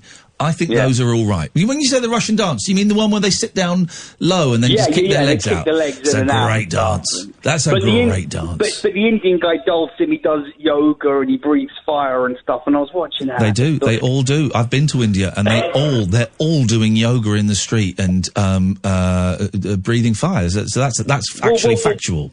But then when you fight the last guy who's a dictator, you go to Thailand and you fight his second in command and then him and stuff. And I don't know, maybe I'm overthinking it. Do you know what I mean? I think you might be. I think listen. I like to think I'm waking up slowly, and We're all a bit woke. I've just hit the snooze button for another 10 minutes, but I think you may be overthinking this. I think you may be overthinking this one. But you think maybe it's about enjoying Mario Kart and having a bit of fun. Well, hang on a minute. It's quite Mario. Yeah, exactly. You talk about racial stereotype. It's a Mario. it's a slightly racial stereotype. But you know what? It's good that you're questioning these things. Well, that's what it's all about, isn't it? It's all about questioning. That's it. Listen, I just want to say as well, Ian, man, it was wicked talking to you on Twitch earlier. I've never used Twitch, but it was really good. It's all right. Well, thank you, man. Thank you. Do people want to follow me? Twitch.tv/Iain Lee. Now I've worked out you can stream Twitch from the phone using the Twitch app. I might do a little Twitch when I get home, about 2:30 tonight. Might do a little Twitch from bed. I look forward to it. And by the way, when I get my Iain Lee tribute act going, I'm going to take a picture of me outside Tap for Towers, you okay? Scumbag. You're an absolute scumbag, Sloop. Thank you. Kath wants to have a little cough. Go on. Terrible. Go on. I've got a little frog in my throat. Get out of my goddamn studio if you're going to be cough like that. What was that you just typed on my screen, Sam? We're talking about rock stars being in their own tribute acts. You've got an example. Yeah, I know that one of the Moody Blues is in their own tribute act. I couldn't tell you which, but I know that is a fact. Because it's classified information. He doesn't want people to know either. He just turns up and hopes nobody recognises him. So moody. And blue. It rocks up. Well, there we go. We've actually got a proper phone in, almost as if we'd planned this. Rock stars that are in their own tribute acts, 0344 499 1000. Can anybody, please, for the love of all that is holy, phone up and explain to me how astrology works? Explain how it works. Because I don't even get that concept of it. I just don't understand how it works. So the moon is in one position and Venus is in another, and that means you're a lucky person that talks too much. The closest we got earlier on was from Carol, who's just said because maths and it's really complicated. It was Carol's star sign must say car crash on the phone, because that really was. I mean, that was all over the shop. That made no sense whatsoever. We have another hour of this, dear listener, and the switchboard is empty again. So now will be a really good time to phone up Sam and ask him to call you back. 0344 499 1000. 0344 499 1000. This is the Late Night Alternative on Talk Radio. The Late Night Alternative with Iain Lee on Talk Radio. We have ways of making you talk. Every man has his techniques, and they're all different.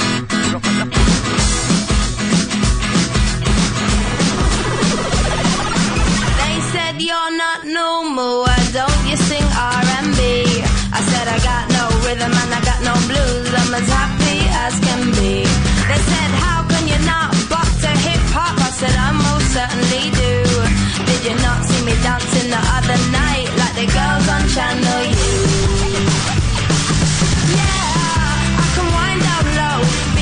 Girls in the videos, but for me that's much too slow because I prefer rock and roll. I say yeah, I can wind down low, dance like the girls in the videos, but for me that's a no-no because I prefer rock and roll, rock and roll. They say why'd you wear a shirt and tie? Now that's a bit bizarre. I said I like to look good when I go on stage, strumming my guitar. I like to sing my songs about real life things like good times and romance, and I prefer to do it in my skinny jeans and minuscule hot pants. Every man has his techniques, cause this baby got no back, and they're all different. Yeah, I can wind down low, be like the girls in the videos, but for me that's much too slow because I prefer rock and roll. I say yeah, I can wind down low, dance like the girls in the videos, but for me that's a no-no cause I prefer rock and roll, rock and roll. Why can't people just let me be? I'm only putting out what comes best to me. Some people get their kicks with other things, but I get mine with wood and string.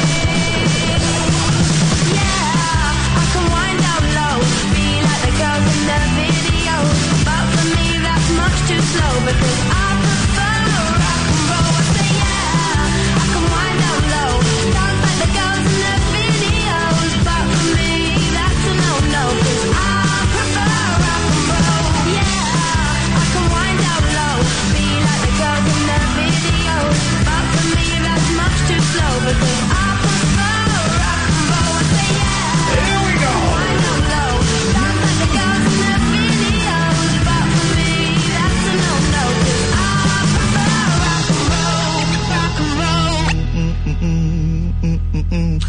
0344 499 1000 is the telephone number. Now, where have I... Whoa! Hey!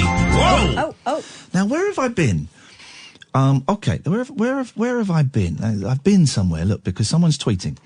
So, someone called Aaron has tweeted saying, 4 minutes ago, tweeting someone else saying, Iain Lee came in yesterday. I'm a huge fan of his, and I listen to his show every night. Welcome, Aaron. Thank you. And he's tweeted a guy called AJ.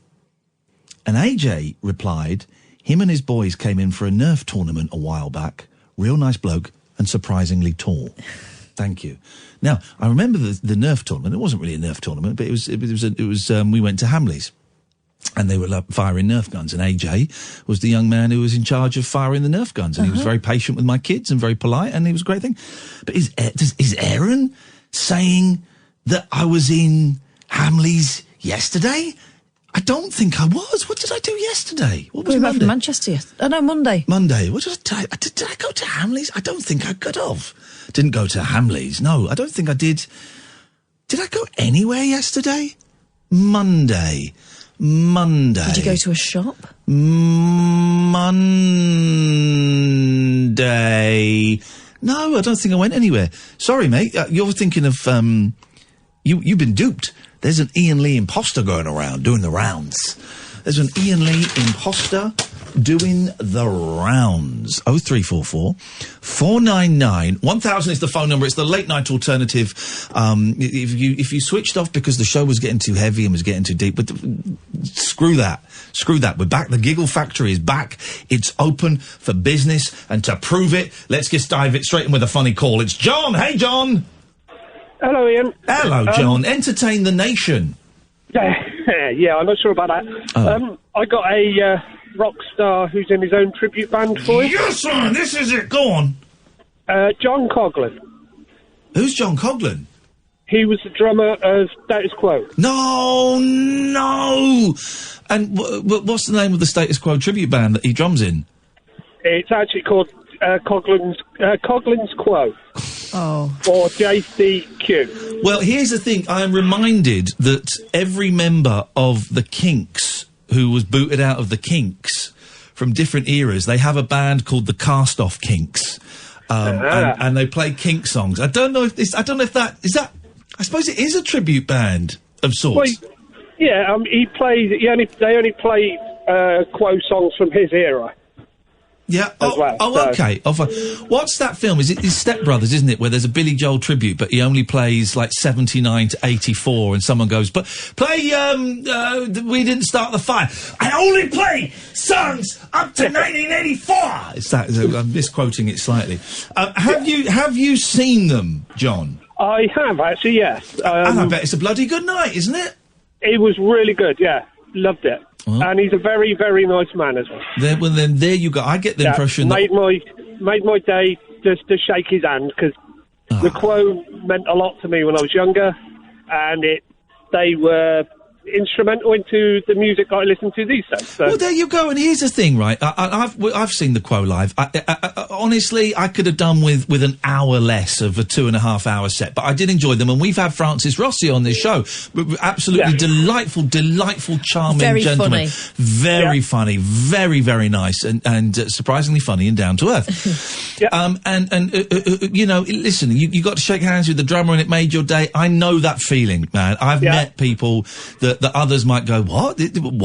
But that's what it's all about. That's what being alive is about. And I bet it made his day shaking your hand as well. I hope it did, yeah. I bet it did, John. Hey, listen, man, thank you very much. Where are you? It's very noisy for 10 minutes past midnight. I'm at work. What are you doing? Are you in a noise factory? What is this? Well, it kind of, yeah. I'm in a plastic factory. Okay, there you go. Well, thank you very much. Plastic factory, we're going to have to close you down, I'm afraid, because you're killing the dolphins. You and McDonald's, although they're not McDonald's now because they've changed the straw structure. But you, John, you and you alone are killing the dolphins, and that's I will not stand for that. Good evening, Alex. Good evening, Ian. How are you, sir? I'm all right, thank you, Alex. I'm feeling overweight, and I'm going to do something. Well, I'm doing something about it. I joined a swimming pool today, and do you know what? At some point in the next 3 or 4 months, I might even go for a swim.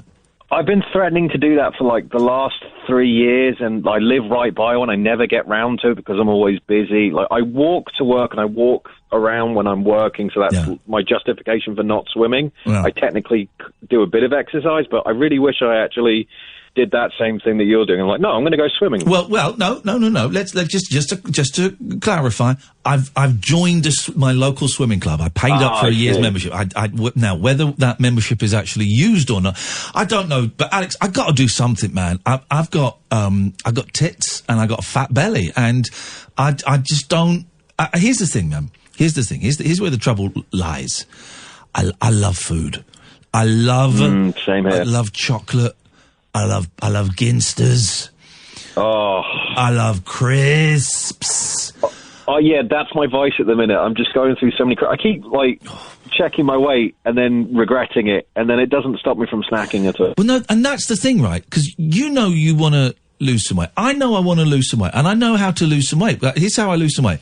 I walk more and I eat less, right? But I just can't stop shoving food in my face. He's gone. Where did he go? Did I offend him? To the fridge. Do you want to give him a call back, see if we can get him back? Because I was enjoying that. We never got to his point. To the fridge, yeah. He's like, You reminded him. I've got to get to the petty station and get myself a Ginsters. That's exactly what I got to do. 0344 499 1000. Aren't we, as human beings... No, maybe his battery probably died. Or he hates us. aren't we as human beings? We are confusing and conflicted creatures, right? Where we know what we want to do, we know how to achieve it, and we really want to do it. We really want to achieve it. And to get there is actually quite simple. It's quite simple. For example, losing weight, right? It's quite simple. You eat a little bit less, you eat a little bit healthier, and you do a little bit more exercise. And that pretty much will sort it out. But there is something in our brain, certainly in my brain and in the brain of a lot of people, that won't allow you to follow that simple little thing. Your brain lies to you. Your brain tells you that having a little nosh up is going to be okay, or you deserve it because you had 2 days where you did eat well. So you deserve to have a Ginsters and 2 bags of chocolate like I did the other day. That you deserve to have it. Because our brains are nuts. We've got Alex back. Evening, Alex. Yeah, sorry about that. I got so hungry I decided to go off and get some crisps. Good lad. Well done. But I mean, what crisps are you digging at the moment? Kettle chips and my vice, I got to admit. I'm going for the basic. I'm really into prawn cocktail Walkers because that's what my boys like at the moment. So whenever they come round, I always make sure I've got a load of prawn cocktail crisps in. But then I know I've got prawn cocktail crisps in the drawer. See, I don't buy crisps out of choice, but there's always crisps in the cupboard because the kids like them. So it's either Pom Bears or Monster Munch. Are they still on the Pom Bears? Wow. Pom Bears are nothing. It's just like air. Exactly. So you have one pack and you go, oh, that was nothing. I can have another one. Monster Munch, knickknacks. And also nicking kids' food. Why is it so much more delicious? It's great food. Anyway, John, Alex, go on. What did you call him for? So I've got another rock star that's in their own tribute band. It's another drummer. I think it's just a theme with drummers wanting a bit of time in the limelight, maybe. I am finding this whole phone-in really depressing. Really depressing. No, because it's just. You know, I'm going to be my own tribute probably in about 5 years' time. You know, it just, and you're right. It's unless it's someone like Mick Fleetwood, who, let's be honest, is the luckiest drummer in the world, or a singing drummer like, I don't know, Dolenz or Collins or something. When the band splits up, you know, the guitarist goes and gets a solo deal. The singer pops up on Mike Reed's Pop Quiz, but the drummer, what's the drummer going to do? So of course they've got to, you know, get their 200 quid a night and the fame. So go on, who is it? Who is it, Alex? It's Pink Floyd's drummer, Nick Mason. He technically started his own tribute band last year. Saucer Full of Secrets.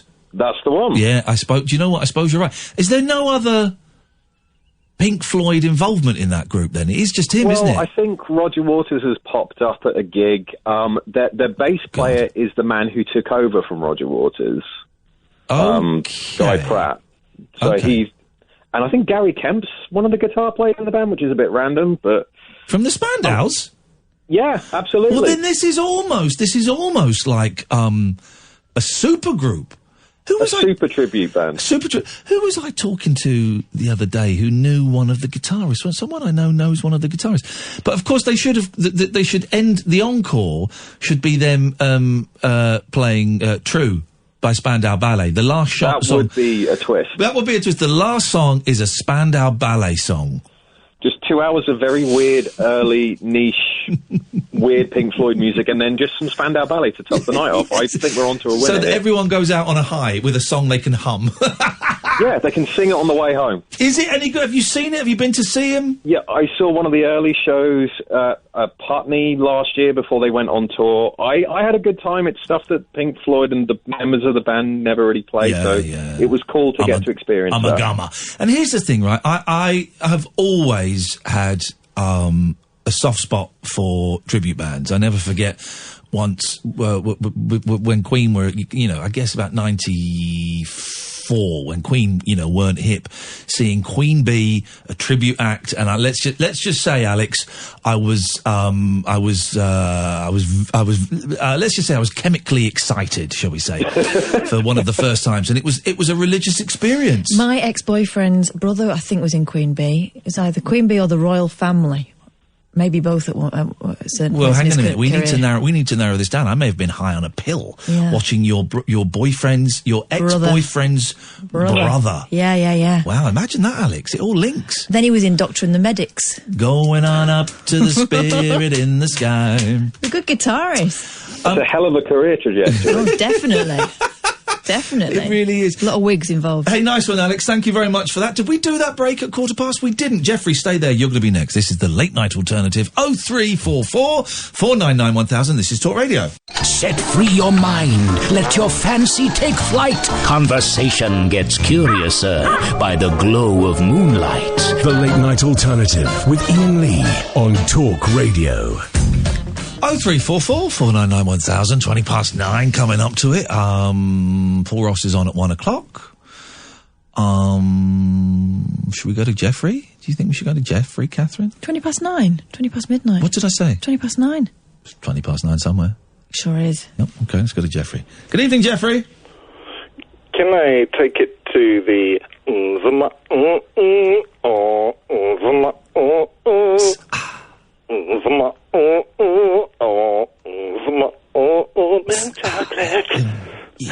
Does that make you want to eat chocolate? No, it makes me want to lock the doors and make sure no nut jobs can get in. Mint chocolate. Here's the thing, man. I do have a soft spot. This guy's... What was that? I don't know. It was someone high on drugs. That's correct, but... I knew it! I just got that vibe. However, do you not remember that was an advert from, like, I don't know, the 80s or No, 90s? do it again. Cadbury's. Do it again. I don't remember it. Oh, it was one of the sexy Cadbury's adverts, you know, they did a few. So many. Do you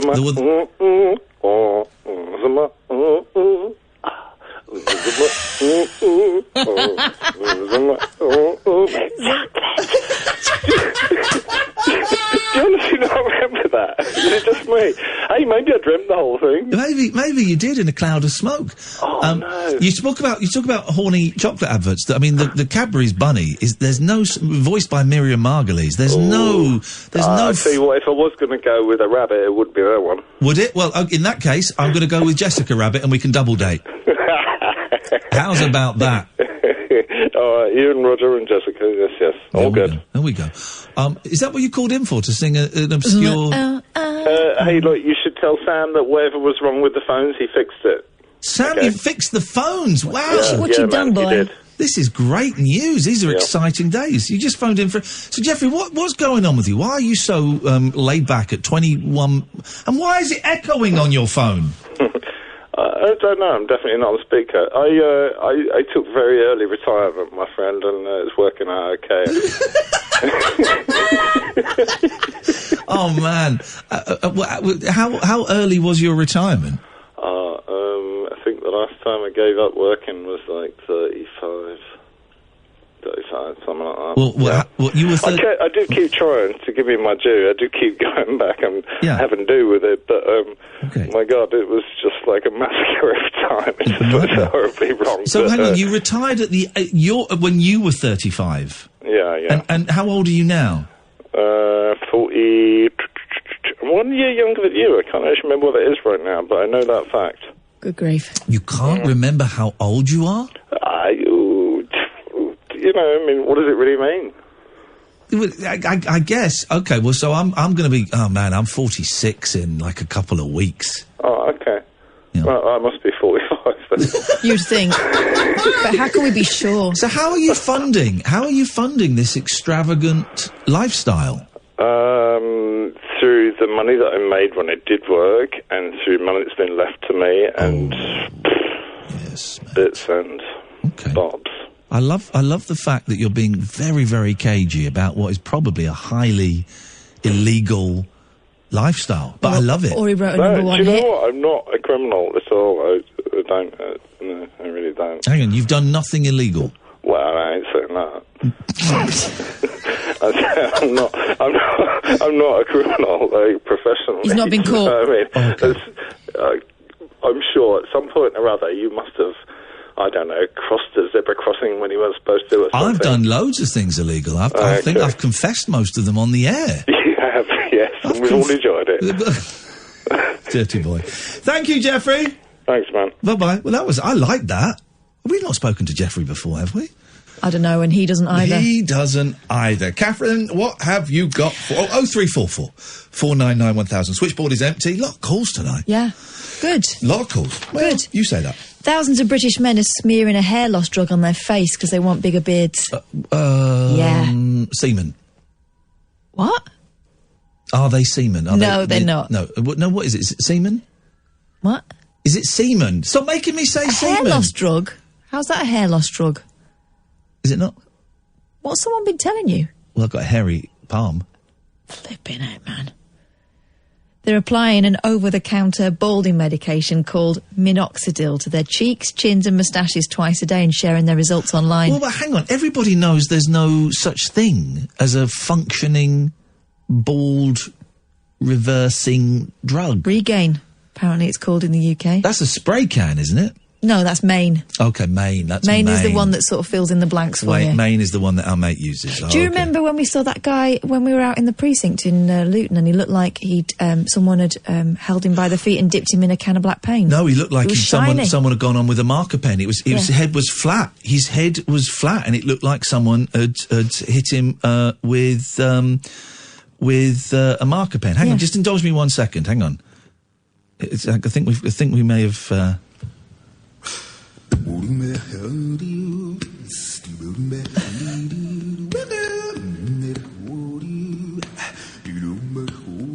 Mint chocolate. Okay, we found it. I bet that's what Alex made. Yeah, Jeffrey rather, wasn't Jeffrey, it? yes. Jeffrey. No, so these guys are buying this over-the-counter balding medication to get nice bushy moustaches and beards. Okay, good for them. Boys from as young as 16 to men well in their 50s make up the budding subculture of hopefuls desperate to achieve a more mature or masculine look. This stuff works by helping the blood flow to hair follicles, the part of the skin which grows a hair, by packing old cells together, right? Yeah. It also widens the hair follicle, causing a thicker strand of hair to grow, and extends each follicle's growth stage, which results in longer strands. Support forums across the internet. Men with dreams of looking like Jason Momoa are using this minoxidil. Jason who? Jason Momoa. But he shaved his off, didn't he? Guys, listen, trust me. As a former beard owner, beards are done. They're gone. Is your beard coming back? No, because that moment in history has passed. It's like when you look back at pictures of your dad in the 70s, right, and his crappy haircut, right, his wet look perm. Okay, people are going to look back on the 2013 pictures of men with beards, or 2016 pictures of men with beards. Go, what was that all about? It's a fashion. It's done. Shave it off. Let's move on and never talk about it. It's something for our kids to laugh at in a few years' time. Yeah. Also, it can't. You're right. This guy, Dr. Farjo from the Farjo Hair Institute, says that this will not. The Farjo Hair Institute. Wow. What it does is it keeps the hair in the growth stage for longer. It will fatten out hair that's already there. But if you're bald, you've had it. Mint chocolate. Beards, eh? Beards, eh? Here we go. Everyone who's protesting. LGBT stuff being taught at school. You're a scumbag, you're an idiot, you're causing problems for your kids, you're causing problems for my kids, you're causing problems for society, whether you're Muslim, you're Christian, or you're just thick. Stop it. Stop it. Stop threatening the teachers, stop threatening the schools, stop stopping your kids having a well-rounded education about life. And stop making gay kids feel weird. Yes. Stop it. An MP went toe-to-toe with a Muslim protester as tensions over LGBT lessons at a primary school boiled over yesterday. Oh, this is Jess Phillips, who is brilliant. Jess Phillips is brilliant. Now, she helped us a little bit with Nigel, didn't she? No, was it not her? No, that was Helen. It was... No, but didn't Jess... Someone tweeted Jess Phillips. I'm not sure. Yes, I'm sure it was Jess Phillips. Someone tweeted another MP. I'm sure it was Jess Phillips. And she said, no, I can't help with that, but it's Helen who should be helping with this, and I'm sure she will. I'll send her a tweet. That was Jess Phillips. I'm not sure it was, but okay. Who was it then? It was another female MP. I do remember that. It was from a kind of bordering constituency, and they were not from the same, and she was Labour. It was Labour. But I don't think it was Jess. No, I would have remembered that. Who was it then? Who was it? It was, I'm not looking through my DMs now because the person... Look through your DMs, fine. Anyway, Jess Phillips, is she the one that's getting all the rape She's the one that's spoken out. I mean, she does speak out. She's gobby in the right way. Good. Well, she was complaining. She's the one that's complaining because someone from UKIP said, I wouldn't even rape I wouldn't you. even rape her. And then he went on television going, well, no, it was a joke. I was saying I wouldn't rape her. It was a joke. Yeah. Funny joke, guys. Funny joke. I thought it was Jess Phillips that helped us. Until you give me hardcore evidence, then I'm going to say it was Jess Phillips. I'm going to say that she helped us and that we are friends with one of the good guys. I'll wait to be proved right. Stay there, Pablo. I'll be with you in a second. Might be a bit longer than that. I'll be with you in a couple of minutes. I mean, I've had a really good sleep since we last discussed this particular case. So, don't do that. I can hear you. What? I'm smiling. Smiling to the camera. I'm not going like that. I've got dry lips. Oh, it was ages ago, wasn't it? Yeah, keep scrolling.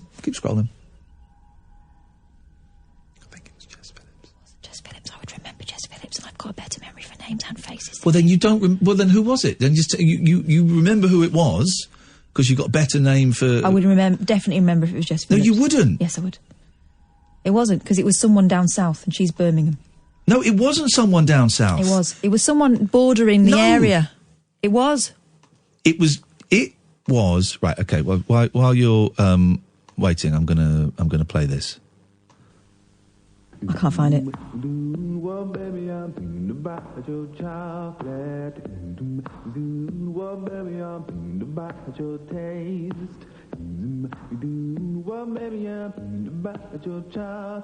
Okay, well, it wasn't mint chocolate. I'm saying it was Jess. Anyway, you keep scrolling. It don't matter. No, it does. So it was. No, it wasn't. No. I can't be bothered to argue with about it. No. It do matter. It do matter. Can someone please tell me, someone will know, who was it? Who was it? I think it was Jess Phillips. Yeah, we know you do. You keep saying it. Don't. Okay, I know, and you keep saying it, but until you come up with the evidence, then... And then you're going to chew on a great big slice of humble pie. No, and I'm going to love it. No, I'm not, because you're going to fake news me. I will. Oh, you won't believe me when I tell you. If you show it to me, I'll believe you. But you know what? You won't be able to show it to me because it's not true. I'm searching my mail now. You're in trouble, mate. I thought... Sorry, what were you doing for the last... DMs. Now I'm looking at my mail. Yeah. Don't swear. I'm not swearing. Well, don't mouth rude things. Okay, well that's a different thing, and I will certainly take that into considerazione. An MP went toe-to-toe with a Muslim protester as tensions over LGBT lessons at a primary school boiled over yesterday. Labour's Jess Phillips, friends with the Late Night Alternative hosted by Iain Lee... That's not true. ...confronted Shakil Afsar, who had claimed 600 pupils were pulled from lessons by angry parents. She accused him of damaging the reputation of Birmingham. What is it now? Is the Muslim... I'm guessing the Muslim complaint against homosexuality is the same as the Christian one, that it's unholy, it's sinful, it's dirty, man should not lie with man, all of that rubbish. Mm-hmm. Jeez, grow up, guys. Grow up. Man shall lie with man and have a great time. Man shall touch man. Man shall stroke man. Lady shall kiss lady and it'll be wicked. Man will stroke man in front of lady. We get it. Lady and lady will kiss man. Oh, hang on a minute. Now you're going into the realms of... No, I'm not. I'm just saying, listen, anything go. Man and man will kiss third man. On the bottom. I think this is what they're frightened of, that those are going to be the lessons, but I can guarantee Iain Lee will not be delivering the LGBTQ lessons in any school anytime soon. Lady will kiss lady who, a few months before, physically was man. And it'll be great. Everyone's going to love it. She accused him of damaging the reputation of Birmingham's peaceful and loving Muslim community with his campaign against Anderton Park Primary. Flipping it, man. Here's the thing, though. In a primary school, they're not going to be going, so... They're not going to be doing any of what Iain just did. Yeah, well, What a gay man does is when he sees another man he fancies, he gets a rush of blood. They're not going to be doing that. They're going to be talking... The clash came hours after supporters of the school were targeted by masked attackers when they set up banners, rainbow flags and placards. Oh, my God, we're going backwards. We're going backwards. We're going backwards, people. Still, one good thing to come out of this, Ken from Newcastle's not going to phone the station anymore, so that's something. He said that before, though, hasn't he? Unfortunately. Police are investigating after eggs were thrown. One of the LGBT rights campaigners said, it was awful, I was shaking. Well, luckily you weren't shaken by a milkshake. The school has been at the centre of protests for 7 weeks, but they have escalated in recent days. Muslim parents say they do not want their children to take part in LGBT equality lessons. Police are also investigating claims that head Sarah Hewitt-Clarkson has received threatening emails and calls. And as hostility grows, council officials are considering use their powers to block protests at the school. Ms Phillips, Labour MP Jess Phillips, who's friends with the show, helped the show out a lot recently, backed the idea as she disputed using their power. She disputed the 600 figure put out by Mr Afsar.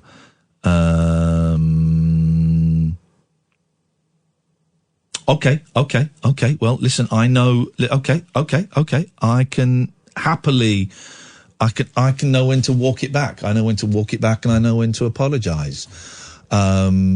Experience the unconventional. Hello. The unpredictable. Don't you think that's a bit weird? And the completely unorthodox. It was my birthday. With rule-free Iain Lee. I was just trying to generate a bit of content. The Late Night Alternative with Iain Lee. Hate alarm clock. Hate going to work. On Talk Radio. I have to apologise, and Sam, you're in very serious trouble. I have no idea why. I've no idea why you did that, mate. Rosie Duffield MP. And I said that, and I said some words, and I said Rosie Duffield MP, and then just as we went to the break, Sam dumped it. So you.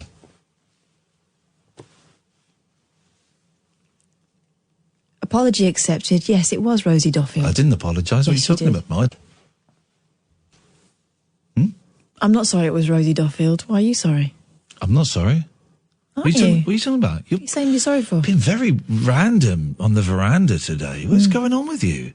Just saying these... Someone trying to gaslight me. Just saying these words. So you've had... I think you're having like a little private conversation in your head, Catherine. That's a little bit weird, mate. You want to be careful about that, but I can't put you in the loony bin, if I'm allowed to say that these days. Which I don't think I am, actually. Let's go to friend of the show, Pablo. Good evening, Pablo.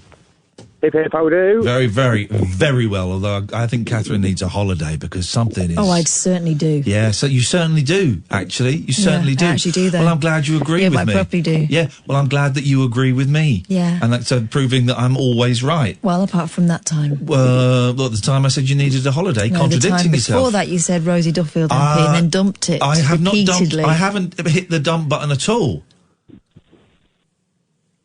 What? There's a camera there. If you want, we can rerun the tape. You don't get tape and cameras anymore. It's digital. Well. All right. Do you want me... Dump. There you go. Wait, what? What? Pablo will back me up. Pablo... Do you know what? Stick your apology where the sun don't shine. Okay, mate. Well, that's the kind of manner... That's the kind of treatment we get here, Pablo. And that's why there's a patriarchy, because sometimes they just get a little bit ahead of themselves. Wow. Pablo, what can we do for you tonight? Oh, yeah, well, I assume you probably talked about it briefly yesterday. About tit? We talked about tit? What is no, this about guy? it. You said, I'm sure you talked about I'm tit. alluding to my eventual point. The old Nigel Farage milkshaking incident. Yeah. Yeah. I don't think you should milk. I don't think you should milkshake people. And I don't want to talk specifically about Nigel Farage because there is now someone who's been charged. But I just think this series, listen, I don't think it's a good... Protest with a megaphone, protest with banners, protest with numbers. People are now holding up pictures of milkshakes. That'll do, won't it? There we go. Hold up pictures of milkshakes, but don't chuck milkshakes at people. No, well, that's it. I mean, I think that's the main thing. I think the whole kind of passive resistance, like Yeah, I remember a while back there was like a truck following people about playing certain music, which was quite. I think it was when Nuttall was doing his campaigning at the time, which was very effective. What music were they playing for Benny him? Hill, wasn't it? So it was something along those lines. It was kind of just like clown music and stuff like that, which I think is the right way to go. And obviously, anything which could be classified as an assault isn't the right way to go. But in saying that, obviously, me living in Newcastle, I did pay a little pilgrimage to the site this afternoon. Wow. Potential for a plaque there, I think. I'm not, did you have a milkshake as a tribute? Why are milkshakes so expensive? That milkshake costs £5.25. Well, that's part of the whole. I think it was Five Guys or something like that. So it's. Have you ever been in Five? Have you ever been in Five Guys? Have you been inside Five Guys? There's nothing less Geordie than paying over £5 for a hamburger. But have you been inside Five Guys before? Only once, but they gave me a tablet beforehand, so I don't really remember much of it. There we go, you see. Well done indeed. Don't assault people. Go out and use imaginative... Listen, again, I've got to say, honestly, I find it funny. But that is an inert feeling in me that I cannot control, okay? But I am better than that, and we don't assault people. Well, that's it, and also it's one of these things that it's also how I've got issues with the anti-fascist movement. I very much believe in the general cause, but obviously this whole kind of, it takes, if you punch a fascist, it's all right, and it just basically, in my mind, just plays into their hands. It just gives them ammunition to use against left-wing opinion, and that's exactly what certain people have done when these instances have occurred to them, without going into specifics. Here we go. There's wisdom pouring out of your veins, Pabs. Well, I'm not just a pretty face. Well, I'm not that either, to be fair. You are a very... I've had the luck, the good fortune to look into those baby blue eyes. You're a handsome guy. Eyes of a psychopath. There we go. He has got the eyes of a psychopath. He does look like one of those killers that you read about in the newspapers, doesn't he? Speaking of which, let's go to Mo. Good evening, Mo. Hi, how are you? I'm fine, Mo. You sound really down. How do we turn that frown upside down? Man, I can't be Sorry? Quite late at night, so... You got to do what? It's got to be quite a night because his mum and dad... So it can be really loud. Oh, okay. Well, as long as we can hear you, otherwise... Can you hear me now? Unfortunately, yes. Okay. We're having fun. We're having fun, buddy. We're just having fun, buddy. That's all. I have 10 or more daughters. I have less than 10 daughters. How many daughters? You've got daughters now, have you? I thought, when did this happen? Congratulations. What are their names? No, it's a riddle. I have 10 or more daughters. 10 or more daughters? Less than 10 daughters. I have at least one daughter. If only one daughter... Why? Are you masturbating?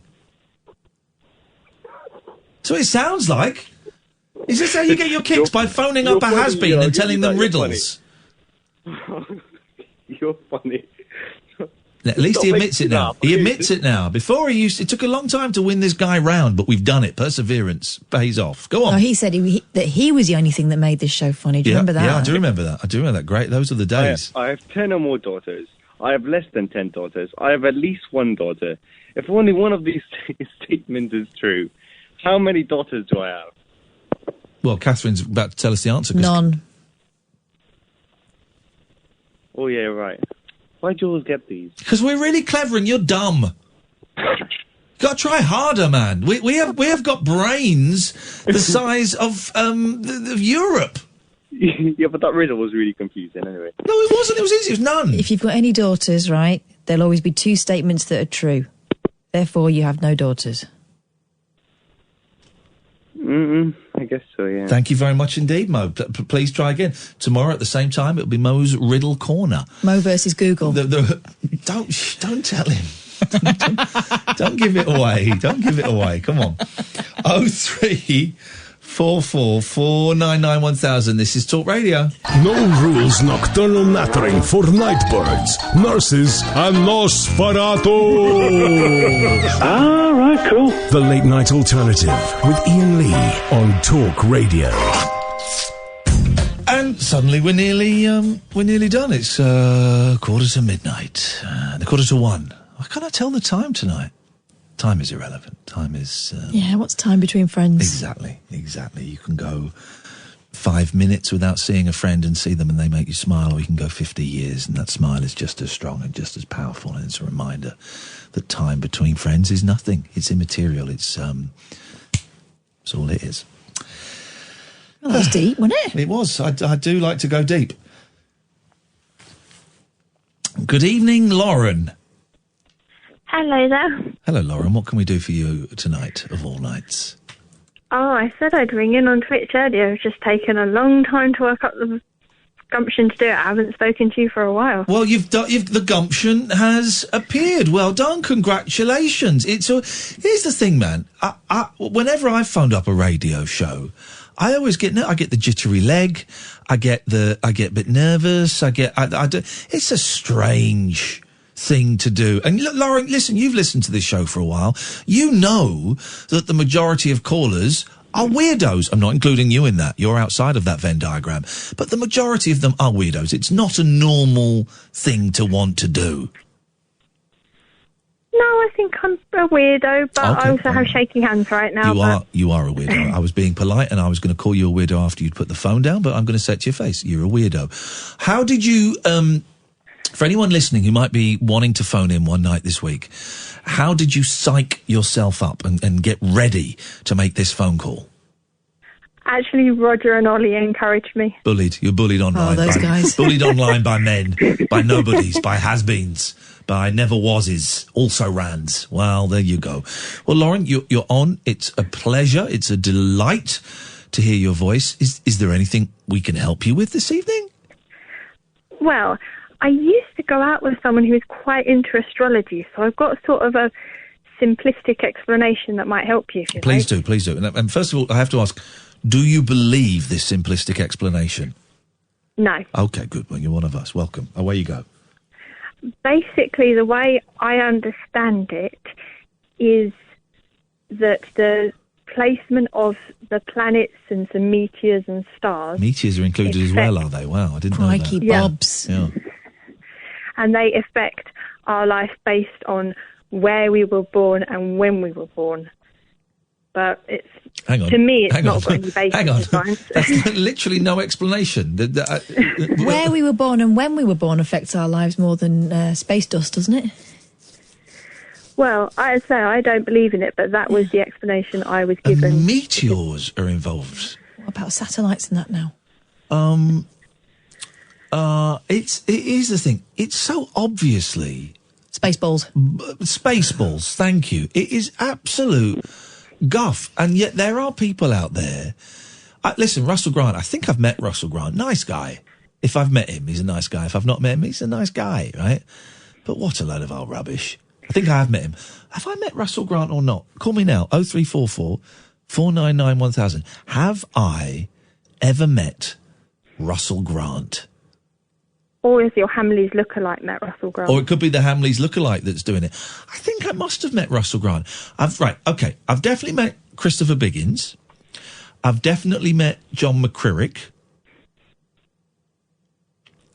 I think I've met Russell Grant. I think you have. I think I might have... I might have seen you meet Russell Grant. I think Russell Grant has been very, very delightful to me. I think Russell Grant is almost a friend of mine. Yeah, but this is normal for you because the thing is, Lauren, that Ian's got he's an affliction, which means that he doesn't recognise people he knows. It happened this weekend. When? When we were in Manchester, we were sitting in a cafe and there was a woman and I said, you know her? Someone I worked with and got on really, really well. I named her and he said, no, that's not her. I said, it's her. He got to the point where he rang her up thinking if her phone goes off, it's definitely her. Right, we Googled her. It was Rachel, and I can't remember her last name. Rachel Morris. Rachel Morris, who's one of the psychologists on when I did the Big Brother spin-off show. And we got on really, really well. And we were having a meal, and Kath went, it's her. And I said, no, it's not. And then you Googled her, and I went, no, it's not her. And I showed him a picture of the same woman. She had different hair. And then I phoned her up, and to see if she picked up her phone, and she didn't. No, because she was having a meal with her friends. But then we went over and said hello, but even then I still wasn't confident enough to say her name. Did you notice that? Didn't say her name. No, but then she mentioned that she had a full surgery and we knew we were right. Yeah. But Why are we talking about that? What's that to do with him? Facial dyslexia. Russell You Grant. not knowing if you know Russell Grant. That's irrelevant. I would recognise Russell Grant like that. Like the drop of his hat, I would recognise Russell Grant. But I think I've met him, and I think he's very, very nice to me. But the astrology stuff is bullshine. There we go. That was the point. I think it's a placebo to some people. It makes them feel better. I don't want people to feel... The people that are made to feel better by astrology are idiots. Well, listen, it's what I said before. We all have a need to feel looked after and that there is some sort of direction our life is moving in that is beyond us. We all need a love erection, little divine... You know that song? Divine Intervention. Yeah, we go. It's a great song. It's a great song. Yeah, Russell Grant. What do you want to know about him, Lauren? I'm going to be a bit dense because I'm a late night loser and so I don't know who he is. Shut the front door. We just spent 10 minutes establishing that Russell Grant is a very close personal friend of mine, and you don't know who he is. You got a sound clip of him because he's got a very distinctive voice. I'm sure if you grew up around the same time as we did, and I know you did, he would have been on breakfast telly all the time. Ladies and gentlemen, please welcome Mr. Russell Grant. Oh, no, hang on a second. I've got to do it. There we go. Yeah, we go. Dear. What a radio programme this is. Am I talking to myself here? Oonga, shanga, oonga. Do you know that guy? Ring any bells? That guy rings some bells, There yeah. we go. Well, that Lauren is the one, the only, Mr. Russell Grant. Thank you for your call. You did it. Do it again soon, please. 0344 499 1000. Last few minutes of the show. Then we've got to try and remember where we parked our car. Yeah. Because we had to park our car some distance away. Yeah, okay, sure, right, sure, the facilities in the studio might be better. Yeah, sure, it might sound better for you guys at home, but we had to park our car miles away on a street. They may or may not still be there. We just don't know. The French mayor is handing out free Viagra to couples in his town to boost the birth rate. Can you get it over the counter? Depends how many you take.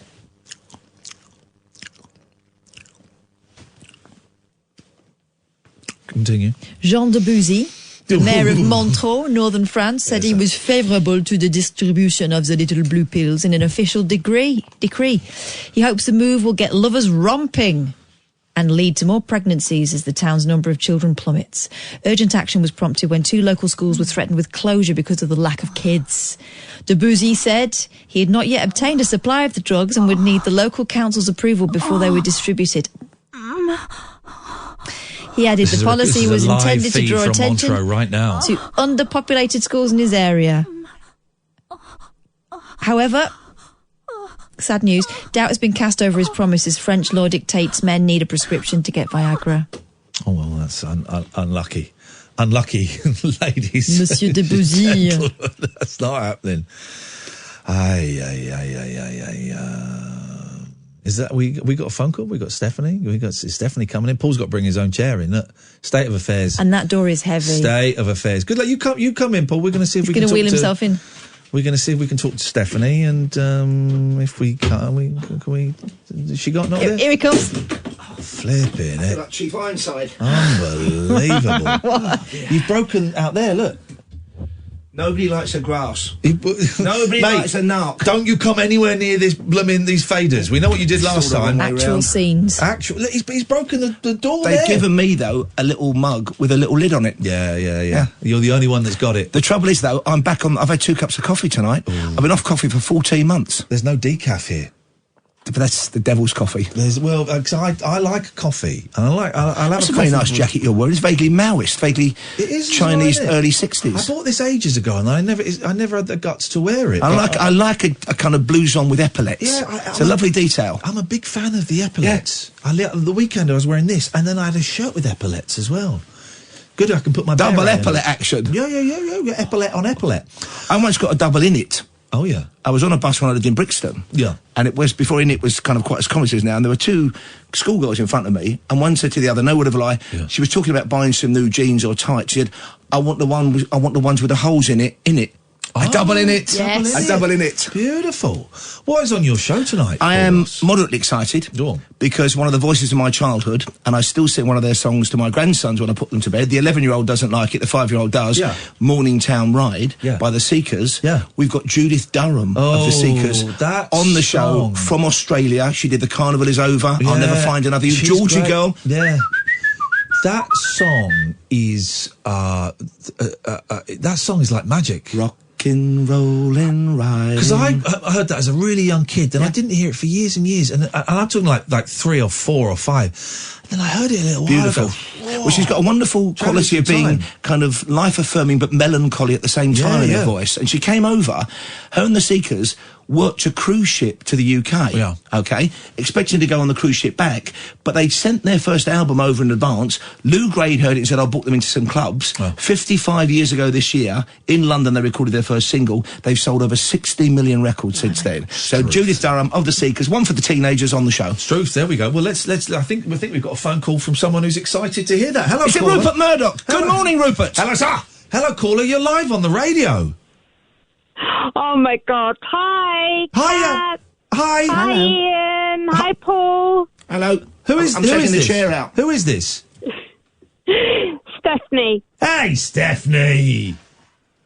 What? Oh my God! This is the first time I've ever called the radio station. Well, you've called us, but the thing is, we're about to go off, and me and Kath are about to finish, and Paul's about to take over. Don't cry, don't cry. I was so nervous to phone you guys. Well, you phoned us. Maybe you could phone us. The last caller actually prompted me to call you. Oh, you got 20 seconds. Well, I just want to say that I love your shows and I love your Twitch that you did this morning. Thank you, Steph. Well, listen, give us a call tonight. Give us a call tomorrow night. Okay. All right, thanks very much indeed. There we go. That was lovely. Thank you, Stephanie. What a great way to end the show. I enjoyed that. Thank you, Catherine. Hey, no, that was fun. It was fun. It was all right, wasn't it? I think the vibe might be coming back, guys. Spread the word. The vibe's back in town. Thank you, Sam. Appreciate it, all of your help and walking us through the technicals. Stay tuned. Paul Ross is up next. This, dear listener, is Talk Radio. Talk Radio. We'll get you talking.